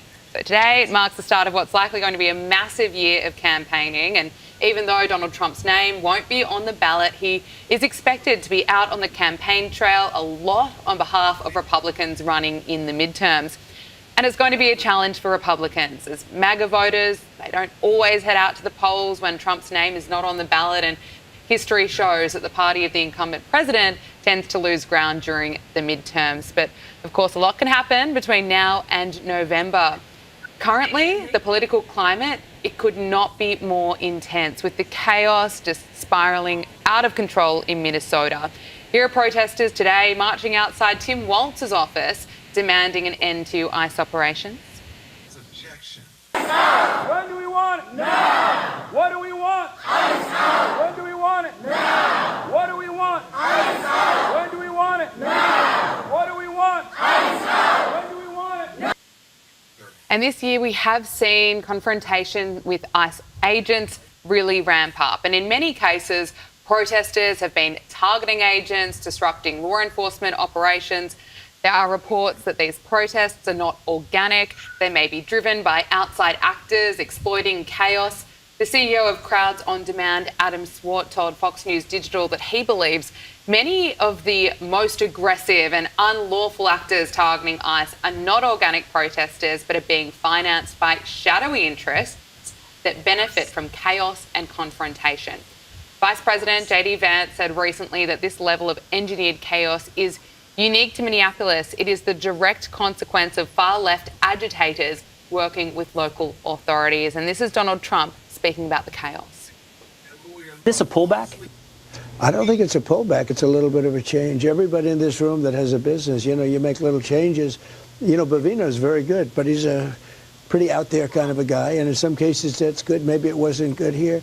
But you have to understand, when I watch some of the people that I've been watching over the last few weeks, these are paid insurrectionists. These are paid agitators. These people aren't normal, like, that, they're incensed about anything. How do you get incensed when you go into a state and you're taking criminals out? You're taking monsters out, murderers. We had 11,888 murderers let into our country by other countries, by Biden with his open border stupid policy. It's the dumbest thing I've ever heard. We're also seeing people encouraging others to harm ICE agents, plenty of it on social media. Here's one woman, a healthcare worker, posting a series of videos encouraging women to go on dates with agents and drug them. Are the single ladies where these ICE guys are going have a chance to do something, not without risk, but could help the cause for sure? Get on Tinder, get on Hinge, find these guys. They're around. If they're an ICE agent, bring some X-Lax and put it in their drinks. Get them sick. Nobody's gonna die. Just enough to incapacitate them and get them off the street for the next day. Highly, easily deniable. You could get sick too. Won't eat there again. I'm just saying, let's get them where they eat. It is pretty sick stuff. We see it so often on the left. We saw people celebrating Charlie Kirk's murder, people publicly encouraging others to harm ICE officers. Pretty sick. Port Azar, Tom Homan has now been deployed to the state to oversee enforcement operations and assess the unrest. And Donald Trump today signalling that they will be reducing the number of federal immigration agents in Minneapolis. Minnesota's in the news a lot, but what they don't say is that Minnesota has low numbers because of the fact that we took thousands of hardened criminals out of Minnesota. So they had good crime numbers, believe it or not. And that's all working out. We have Tom Homan there now. We put him in there. He's great. And they met with the governor, the mayor, everybody else, and we're going to de-escalate a little bit. I have a special message here for my American viewers. It may be a new year, but for people out there buried in debt, it hardly means a fresh start. Whether you're struggling with credit cards, personal loans, or medical bills, you want to hear about today's sponsor. PDS Debt has an A+ from the Better Business Bureau, nearly 5 stars on Trustpilot, and thousands of positive real-life reviews. PDS actually works to understand your unique financial situation and craft a personalised relief plan tailored to your needs. Don't let another month of interest pile up. Take back control in 30 seconds. Get your free personalised assessment and the best option for you at pdsdebt.com/power. That's pdsdebt.com/power. Joining us now is Sky News contributor Joe Hildebrand. Joe, great to see you. Great to be here, Gab. How are you? I'm good, thank you. It's great to have you on set. Let's start with what's happening in the United States. Oh, yes. What's not happening? Oh, my gosh, there's a lot happening. Yeah. Well, Donald Trump is back in campaign mode. He's in Iowa today. He's kind of kicking off this campaign ahead of the midterms, but amid a rough political climate. So much chaos unfolding in Minnesota. Of course, this year, 2 people have tragically died. Absolutely horrible. That said, we've also seen a lot of violence, a lot of targeting, ICE agents. I mean, today I saw someone on social media encouraging women to get out there and date ICE agents and then cause them harm, then drug them. Absolutely insane. We've also heard from Tim Walz kind of comparing what's happening with ICE agents to Nazi Germany. And then on CNN this week, CNN had a guest on who had this to say. I understand that they take people to Fort Snelling here, which literally was built as a concentration camp, and Alligator Alcatraz, which I think we can all agree is a concentration camp. Not saying they're Dachau, I'm not saying they're putting people in ovens yet, but these are concentration camps. Okay. I don't need to argue with you about that. That wasn't much of a pushback from Jake Tapper there. I think it's one of those things, and to be honest, I think there should have been a few red flags just as soon as they did the first screen checks with that guy, because it was obviously... But I think the minute you invoke Hitler, the minute you invoke the Holocaust, you've already lost the argument. 100%. And the idea that you would compare pretty much anything else that has happened in all of human history to the absolute worst mass industrial scale genocide in all of human history, I think it just shows how deranged people's sort of political antennae are over this issue. Obviously, it's absolutely terrible that people have been killed. It is equally terrible that you would seek to cause harm to people who are just doing their jobs. I certainly wouldn't be bringing any firearms to any rallies that I was attending, where you have a bunch of, clearly, quite tetchy officers who are thinking that they are being targeted. And obviously, if you're circulating that kind of information around there, you are just going to make ICE officers more nervous. And of course, we all know if you're more nervous and you've got a gun in your hand and you think you've got a target on your back,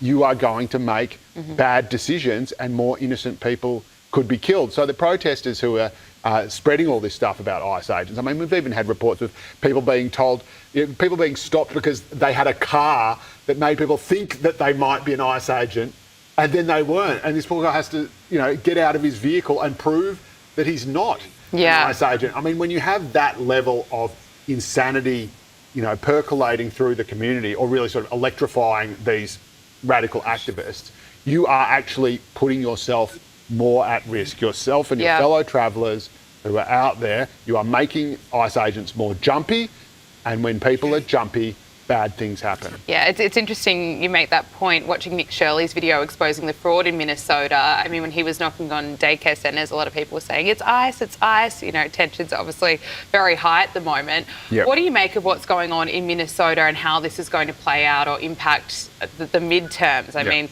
Trump's out there campaigning today. He's a brilliant campaigner. He's good at energising his base. He's trying to turn the conversation and make it about the economy. But of course, all this is going on. Yeah, well, I think it's pretty smart to be doing that, but I don't really know if he has that much work to do to make it about the economy. I think with things like the ICE raids, as we can see, this is real big red meat to people who don't like illegal immigration and want it cracked down on. Let's not forget Barack Obama also deported 3 million people, and Trump's trying to get rid of 1. But it's also obviously a lightning rod for the activist left, right? So you've got the two sort of extreme wings of politics for whom this is just the biggest issue on the planet. For most Americans, it's not.